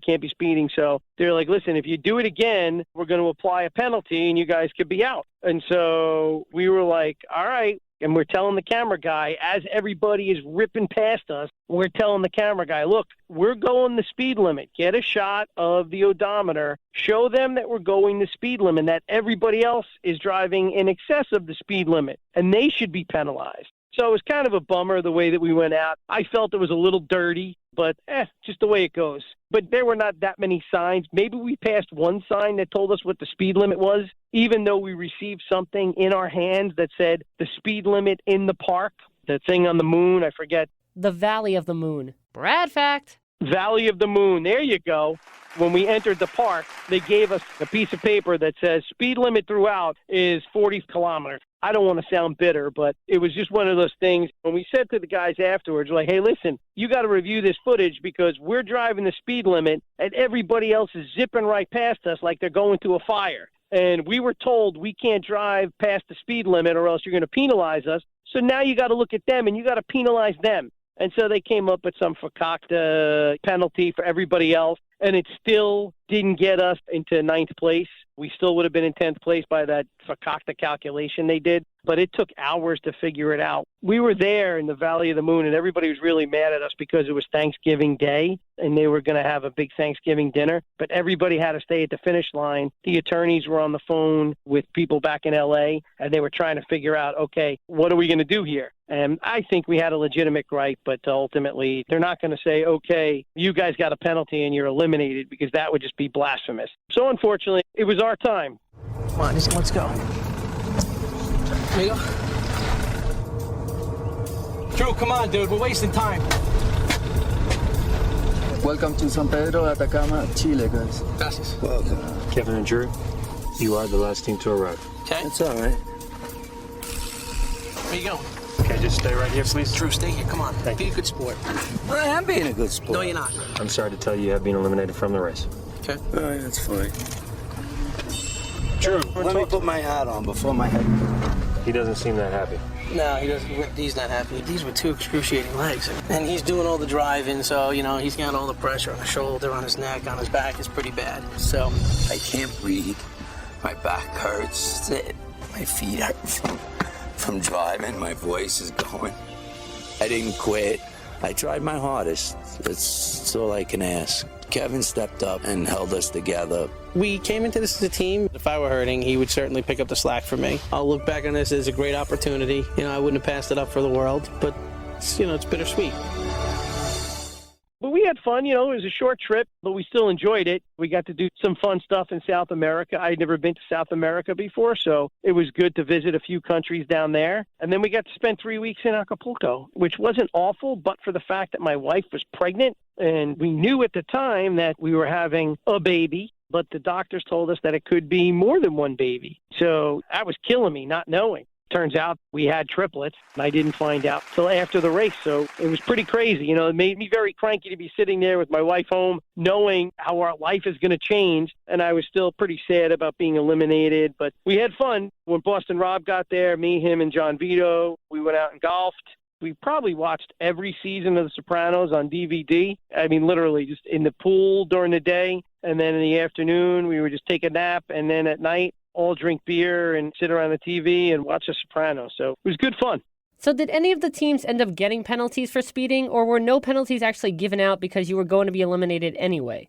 I think they told us, you guys finished in this amount of time. Even if we gave these guys 15-minute penalty, 20-minute penalty, half hour, whatever it was, you still would have finished after them. It would have been closer, but you still would have finished after them. And that was the basis for their decision. Like I said, it seemed kind of dirty, but nonetheless, it was what it was. I'm sure they applied the rules. This is all a regulated thing, right? You have to be really on the up and up. So I'm sure they figured out some way. It just wasn't the way that I was figuring it and I was pleading for. Look, given Drew's physical ailments, we probably wouldn't have gone much further anyhow. So he didn't mind going to Acapulco. I did. In fact, when we were there, I was hanging out with Jill and I said, look, if they're going to send a team back, I'm not taking him. I'm taking you. I said, so you better be ready to go when they come in and they go, guess what? The Guidos have been eliminated for something, and we have to put another team back into the race. So we were trying to come up with all these things like, oh, they're going to put another team back in the race, but it can't be a pure team. It has to be a hybrid.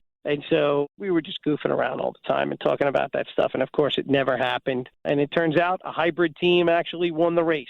Who would have thunk that? And so that's the way it goes. I guess I've been dating at one point. I think when we filmed, they weren't together anymore. So for the other teams that had legitimate gripes, like Rob and Brennan, the first winners, some of the other popular teams, to take one person and throw that together. Again, I think another example of stunt casting. But, hey, listen, people try things. Sometimes it works, sometimes it doesn't. It worked out great for Eric and Danielle. They came away with $500,000 each, so God bless them. Season 11 of The Amazing Race was completely different from Season 1, even from basic elements like the race flags now being red and yellow instead of white and yellow, and the race now having standard clue boxes, which weren't present in Season 1 because the clues were in random boxes in various containers placed along the race course. Brad fact. Right, exactly, yeah. They got more money for production, I guess, so they were able to get all these other things. We never knew. Sometimes it was in a big crock pot, another time it was in a box. The time we were in Africa, we had to get the cameras to get the pictures of the animals. They were just strewn on a table. So, yeah, you never really had a consistent container for the clues. It was just all kind of flying by the seat of their pants. When I first spoke to the Guidos, they said they felt out of the loop on All-Stars because of the changes, including the yield and the intersection, and now every leg doesn't have a fast forward to rely on. Did you and Drew feel out of the loop running the race for a second time? No, it didn't feel out of the loop at all. It was like, okay, they got some other things here. We can figure it out as we go along. And it wasn't that much of a big deal at all, the new rules. We didn't come across any, so ultimately it really didn't matter. Nobody got to yield us, so I think it was just fine. We weren't worried about it. Out of curiosity, did you ever receive a penalty at the start of leg 2 for not taking the same car you had used in the previous leg? Because I remember reading that somewhere, but since it was never shown on television, I want to know if it was accurate. No, but I can tell you this. It's funny that you bring this up. The car that we drove to the pit stop in we absolutely destroyed. And when I say destroyed, I mean, I think both front tires were flat because Drew's going over these potholes 50 miles an hour, and the camera guy and the sound guy are telling Drew, you got to slow down, you got to slow down, you got to slow down. And we know that we're behind, and so he's, okay, I'll slow down, and then slows down for like 10 seconds and then starts speeding back up again. But we completely wrecked the front end of that car. And I remember the guy telling us, we're going to have to pay for this car. Why didn't you guys get out and fix the flat? And we're like, get out and fix the flat. Are you out of your mind? We're in the middle of a race. We're not getting out and fixing a flat that maybe will work. There's no way. And then we're going to drive, 25 miles an hour on a donut? There's no way. You gotta be kidding. Oh, man. What happened? Let's see here. Droopy, we got a flat, baby.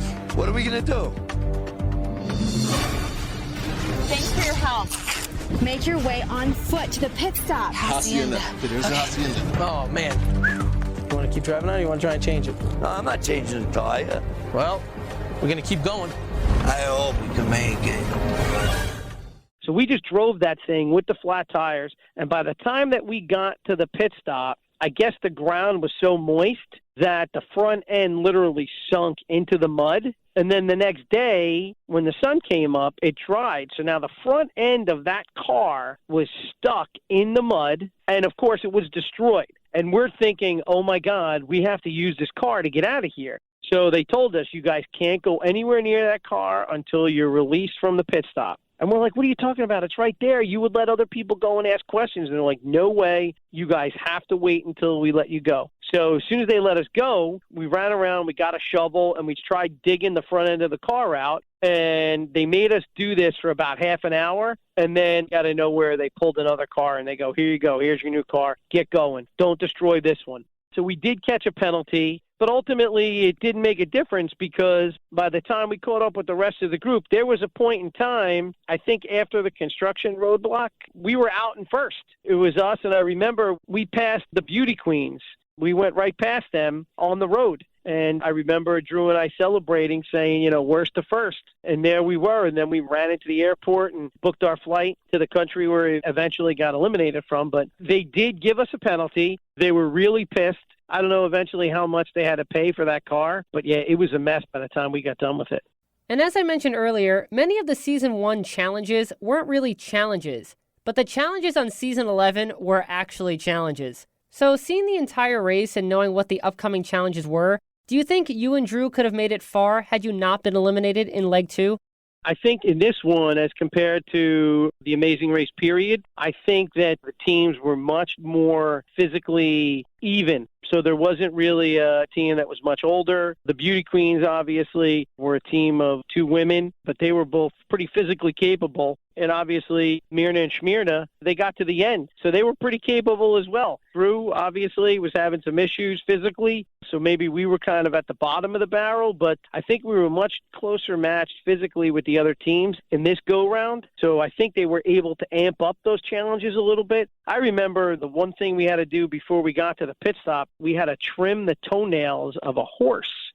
In wrangling, teams must help local cowboys to lasso, tie down, and groom one wild horse, whose hooves grow so long it cannot walk properly. Team members must use traditional tools to clip its hooves to a safe length and to trim its mane and tail. When they set the horse free, they'll receive their next clue. And they gave me something that looked like if I was trying to cut a master lock on a fence to get in, like a huge steel clipper. And I remember thinking to myself, oh, God, this is going to hurt the horse. I can't do this.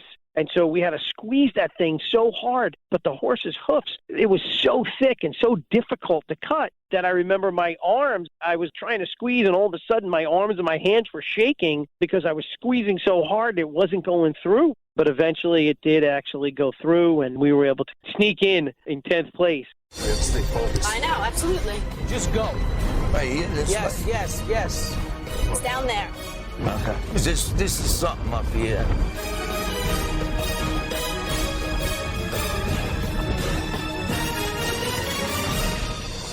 Fight through it. Here we are. Wrangle it or recover it. Let's do the horses. So yeah, up deck? That's Hacienda. Gotta be it. Oh my God, I've never been so happy in my life. That was perfect. Kevin and Drew, team number 10. That was really it in terms of the challenge for us. That one, and then the one with the tractor was okay, I guess.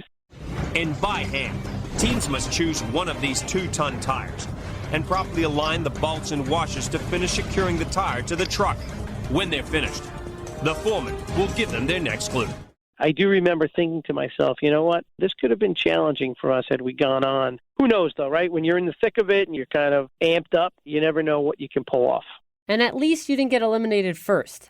And at least we didn't get eliminated first. Yep, that was JV and Jill. So, yeah, that was fine by us. It gave me 1 week to have a TV party. So we had a party for the premiere of that, and immediately thereafter we were eliminated. So people were like, well, it's a good thing you had the party for the premiere episode. And, I'm like, yeah, I knew it was coming. Nobody else did. But it was a lot more fun watching that first season because we got to see episode after episode after episode, and all the excitement that our friends and family had for us was just really awesome.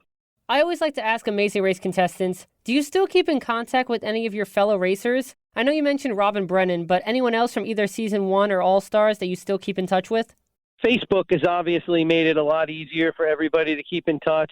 So I see people on Facebook. Lenny from Karen and Lenny, he lives in New York City. And so I'll see him a couple of times a year. Not anything regular, but we'll just meet up in the city quick and hang for a little bit. I do talk to Brennan probably more than anybody else, but I don't get to see him or hang out with him. I actually was in L.A. several months back, and so I got to see him when I was in L.A. We had dinner together and caught up then. But, yeah, that's it. Mariano, I see him, whether he's playing poker or he's on yet another season of Survivor, so you get to see some of the stuff that he's up to. He's got 3 beautiful girls, him and Amber, so I see pictures of the girls from time to time. But that's really it. I kind of lost touch with Emily. Don't speak to Emily. I haven't talked to her in ages.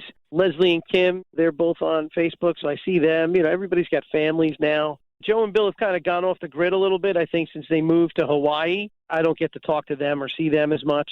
Frank is here in New York, Margarita's as well. Their daughter, who was a little baby at the time that we did our race, she's now, I think, graduated from college. So it's just crazy to think about all the things that have gone on in the time that we've done that first season. But it's fun.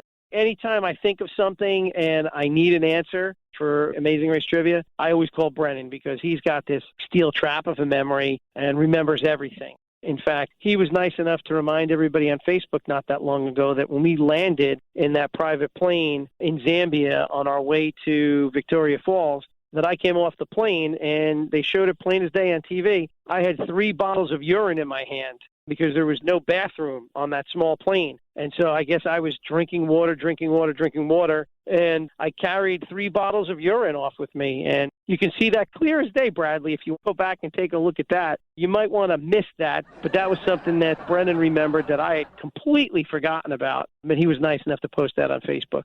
It was just one of them things, no bathroom on the airplane, and so got to do what you got to do.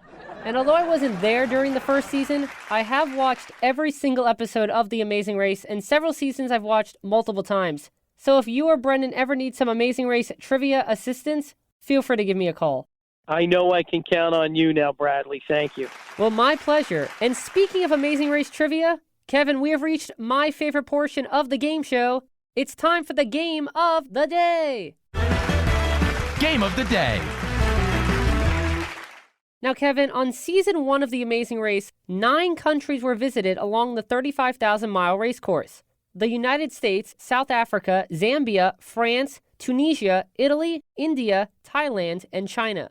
Well, it's time for you to visit those countries again, but this time in a slightly different way. Kevin, get ready because this is Race Route Recap. Race Route Recap. And just like I did with the Guidos, because Africa was the first non-North American continent ever visited on The Amazing Race, this game's background music will be Africa by Toto. Awesome. And here's how the game works. In front of me are the names of the 9 Amazing Race destinations you traveled to during Season 1 that I just mentioned. Each destination corresponds to a multiple-choice Amazing Race trivia question. However, although these questions are related to the destinations of the first race, the questions themselves aren't necessarily about the first race. They could be about any aspect from the history of the Amazing Race that are associated with the Season 1 destinations. You're going to answer the questions in route order from question 1 about the United States all the way to question 9 about China.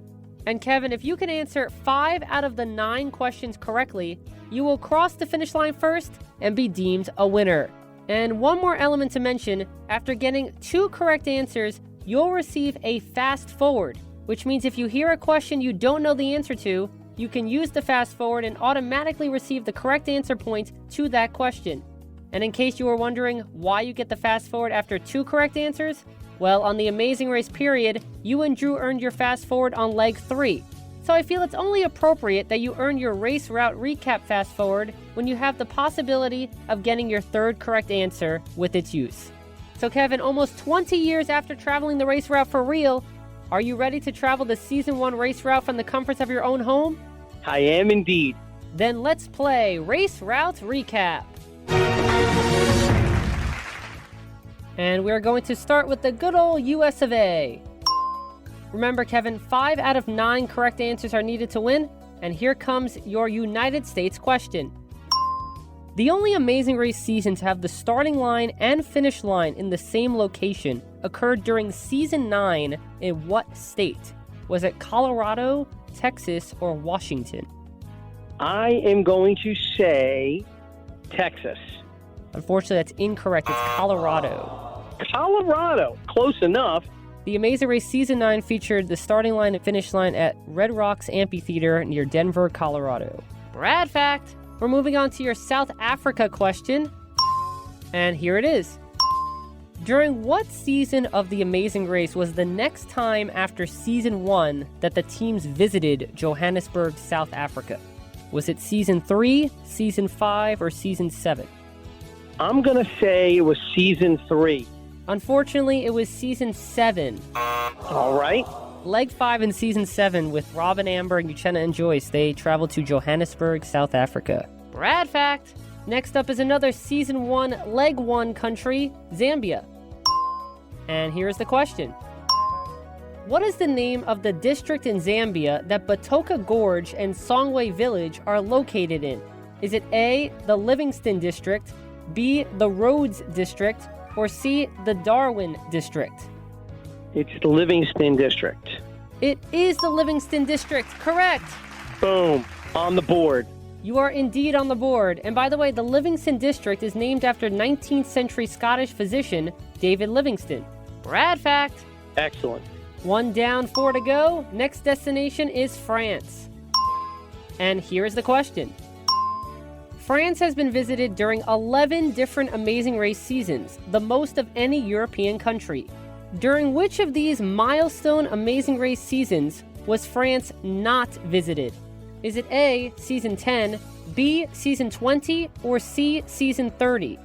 I don't know the answer here, but my rationale is this. Season 10 probably still needed to flots around somewhere in Europe, so France was probably part of that footprint. Same thing with Season 20. I'm saying by Season 30, they probably, maybe they looped back. I'm going to go with Season 20. It is Season 20. Bradley, look at me. Look at this. France was visited during leg 12 of Season 10 and during legs 4 and 5 during Season 30, and the 11 seasons where France was visited during were Seasons 1, 4, 6, 10, 16, 21, 22, 26, 27, 28, and 30. Brad fact! Holy cow. Well, Kevin, you now have 2 correct answers, which means you now have the fast forward. Meaning if you don't know the answer to a question, play the fast forward, you'll receive a correct answer point for that question, and we will move on. Very nice. Your next question is about Tunisia, and here is the question. Tunisia is one of 13 African countries to have so far only been visited once in Amazing Race history. Which of these African countries has also only been visited during a single Amazing Race season? Is it Tanzania, Namibia, or Ethiopia? I'm going to go with Tanzania. I'm feeling good about this. It's actually Ethiopia. Ethiopia was only visited during leg 8 of Season 6. Tanzania was visited 4 times. seasons 5, 11, 20, and 29, and Namibia was featured during seasons 2 and 26. Brad fact! And we never actually talked about this, but I'm very curious. What is your perspective on the Tunisia airport situation at the beginning of Leg 6? Look, they over-dramatize, right? They have the ability to put the sound bits, put the music behind it, and isolate the sounds and stuff like that. But truth be told, it was a pretty scary moment, not because Bill and Joe pushed somebody or did something, but these guys that were securing the airport, they had those really menacing-looking rifles and no smiles. And you see these guys come walking over, and your excuse is, oh, we were just trying to get by. They're not interested in any petty nonsense. They're trying to protect an airport. And so it was a little nerve-wracking. But the fact that we ultimately got through and got onto our plane was a great thing. We were able to wave goodbye to Bill and Joe, who started the whole commotion. But I digress. I think it finally worked out, but we don't know. It's supposed to leave in like 30 minutes. The flight leaves in 14 minutes. And they're going to make a lot of noise going through customs. We'll see what happens. Who has the tickets? Do they have the tickets? Drew, do you have the tickets? Yeah, I got everything. We have one more. We're missing one ticket. We got 10 minutes. We have the flight leaves in 2 minutes. I don't know how. 7 minutes. 10 minutes. 10 minutes. We're good. They'll take us together. Or should we all go together? Ma'am, will they hold the plane for us? Will they hold the plane? Oh my God. Oh my God. Oh my God. Oh my God. Do we have what we need? Yes, let's go. We go? The three teams, we ended up getting a really good flight out, and Bill and Joe saw that we got on a better flight than they did, and for some reason they just went nuts.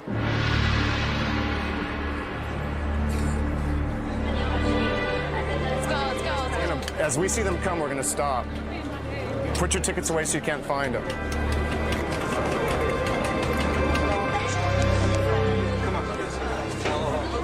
It might even just be 1 or 2 minutes, so let's just hold them up.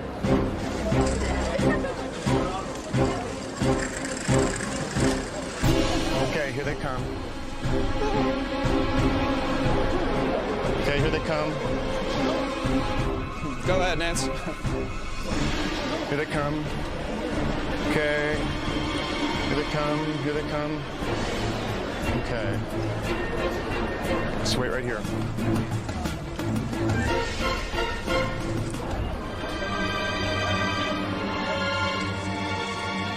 Okay.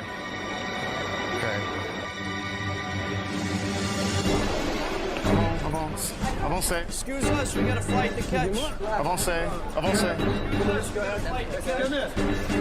Thank you so much. Thank you. Excuse us, we got a flight. Thank you so much. Need the boarding pass. I don't thank you. What the hell are these guys doing? What the hell are they doing? No. I was here before they were. Joe and Bill are trying to pull us up. They're hacking on the cops. This is ridiculous. You guys are going to get a punch in the face. Hey. Or arrested. Emily, here.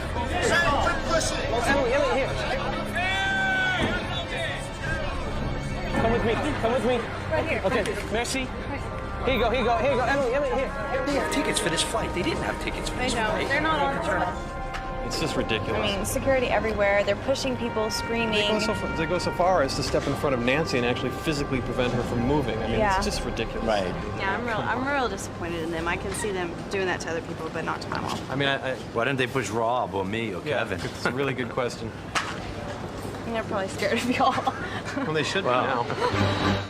And another thing I noticed during my most recent rewatch of Season 1 is that Drew mentioned when reading the clue to fly to Rome that you were allowed to use connecting flights to get from Tunisia to Italy. Travel from Tunis to Rome and find the spot marked in this picture. Connecting flights, that's good. Coliseum. Right outside the Coliseum. Come on, connecting flights are allowed. Let's go. Were there previous legs where you weren't allowed to use connecting flights? I think it's just the other way around. If we were not allowed to fly to a certain place or go a certain route, they told us specifically, you cannot fly through X. You were allowed to make whatever arrangements you felt was your best chance to getting to the next pit stop as fast as you could. So there was really no restrictions on what you could do unless they said, don't fly through X. So you still have 2 correct answers, and with 4 questions to go, in order to win, Kevin, you need to answer 3 out of the next 4 questions correctly. But remember, you still have your fast forward, and the next question is about Italy. And here is the question. The location of the hoof detour choice during Season 1, Leg 6 in Rome, Italy, was also featured as a speed bump location during Leg 7 of which Amazing Race season? Was it Amazing Race Season 18, Unfinished Business, Amazing Race Season 24, All-Stars, or Amazing Race Season 31, Reality Showdown? Oy vey. I think I'm going to take the fast forward on this one, Bradley. All right, you're using your fast forward, which means you now have 3 correct answers. But if you had to guess, Kevin, which season would you have picked? I would have said Season 31. Well, I'm glad you used your fast forward because it was Season 24 All-Stars, and the building is called the Altare della Patria. Brad fact. Yeah, it was this big official building where the gates out in front sunk down into the ground, so it was actually pretty cool. Very well guarded. So with your 3rd correct answer, thanks to the fast forward, you need to answer the next 2 out of 3 questions correctly to win. The next country is India, and this is your India question. How many seasons has The Amazing Race visited India during the course of the show's history? Is it 9 seasons, 11 seasons, or 13 seasons? I'm going to go with 13 only because I think that it's probably one of the most visited countries, so going 13. It's actually only 11. You sure you didn't miss 2? I'm positive. India was visited during Amazing Race seasons 1, 4, 5, 7, 11, 12, 13, 14, 18, 20, and 27. And India is the 2nd most visited Asian country in Amazing Race history, behind China. Brad fact. Wow, so they haven't been there in a while. Yeah, they visited India a lot during the first 20 seasons, but only once after season 20, so I'm sure an India visit will be coming soon. All right, Kevin, 2 questions left, and you need to answer them both correctly to win. Next up is Thailand. And this is your Thailand question. What was the first Amazing Race season that traveled to Thailand that did not feature a leg in which Bangkok was visited in any length? Was it A, Season 9, B, Season 19, or C, Season 30? I'm going to go with Season 19, Bradley.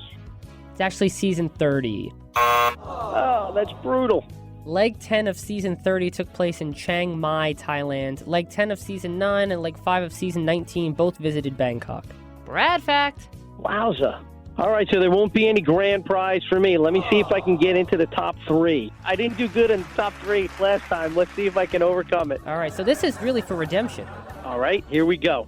This is your final question, Kevin, and it's about the country of China. And the question is, after visiting the Great Wall of China during Leg 12 of Season 1, the next time the Amazing Race visited the Great Wall of China was for the location of a pit stop during which season? Was it Season 10, Season 14, or Season 21? I'm going with Season 10. I think 9 seasons is... Oh, did Mary and David tell me that they went to China? I'm sticking with Season 10. Sticking with Season 10? And you have redeemed yourself. It is Season 10. Woohoo! And what I find interesting is that you got 4 correct answers, and during Season 1, you finished in 4th place. So I guess you'll forever be attached to the number 4 when it comes to anything related to the Amazing Race period. It all comes back to the 4th place team. At least I got a little something out of this one, you know? Almost got the grand prize, but I'll take top 3. I'm making slow, gradual improvement. That's right. And the next time you come on the game show, we'll play again, and maybe you'll cross that finish line. That sounds great, Bradley. I really appreciate it. And by the way, in regards to the China question, during Leg 1 of Season 10, teams had to scale a section of the Great Wall of China using a rope to reach the first pit stop. And David and Mary, who you mentioned, just avoided elimination as they finished in 10th place. Brad fact! And that was the game of the day, Race Routes Recap. Race Routes Recap. Well, Kevin, it has been a childhood dream of mine to have the opportunity to talk about the Amazing Race with you. So thank you so much for letting me accomplish that dream by joining me today on the game show.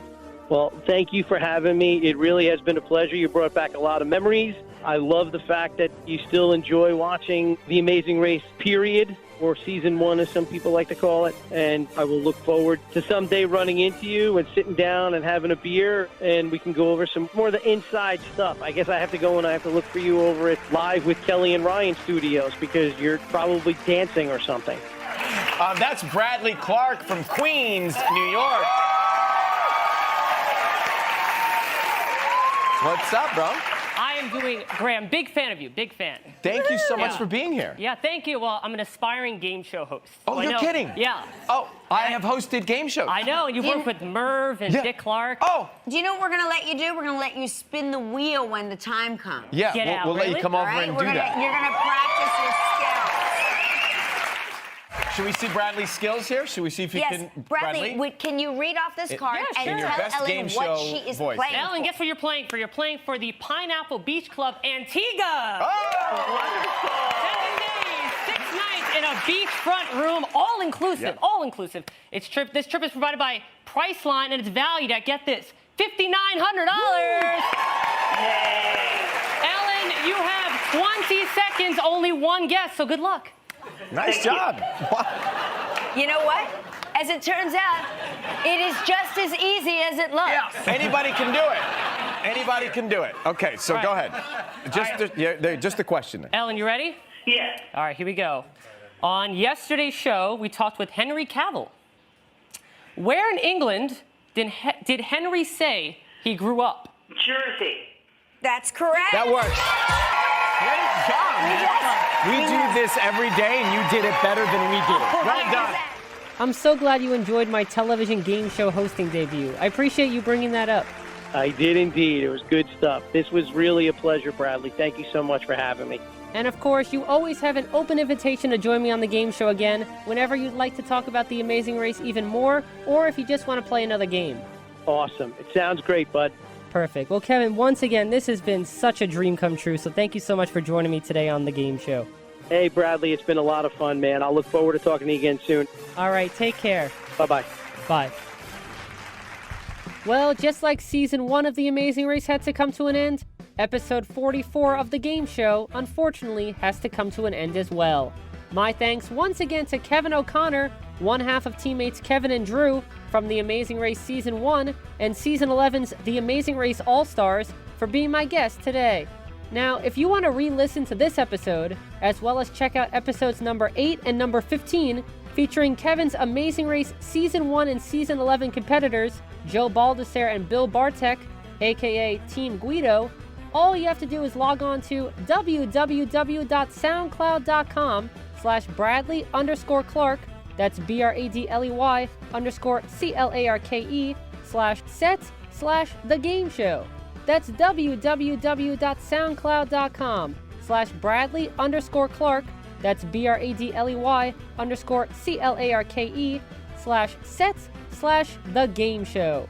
Plus, don't forget to like The Game Show starring Bradley Clarke on Facebook and follow The Game Show starring Bradley Clarke on Twitter using the handle @TheGameShowBC and #TheGameShow.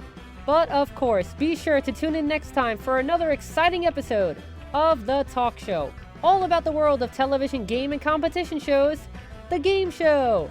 I'm Bradley Clarke, the Bradster, and I've got to go set up my sleeping bag at Mariage Frere Tea Shop in Paris.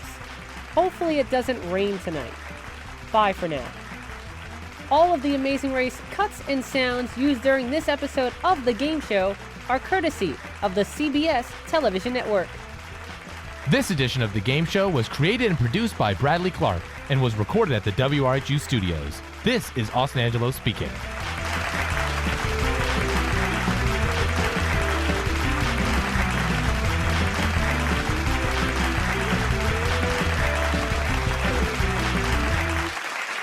The Game Show is a Bradley Clarke production.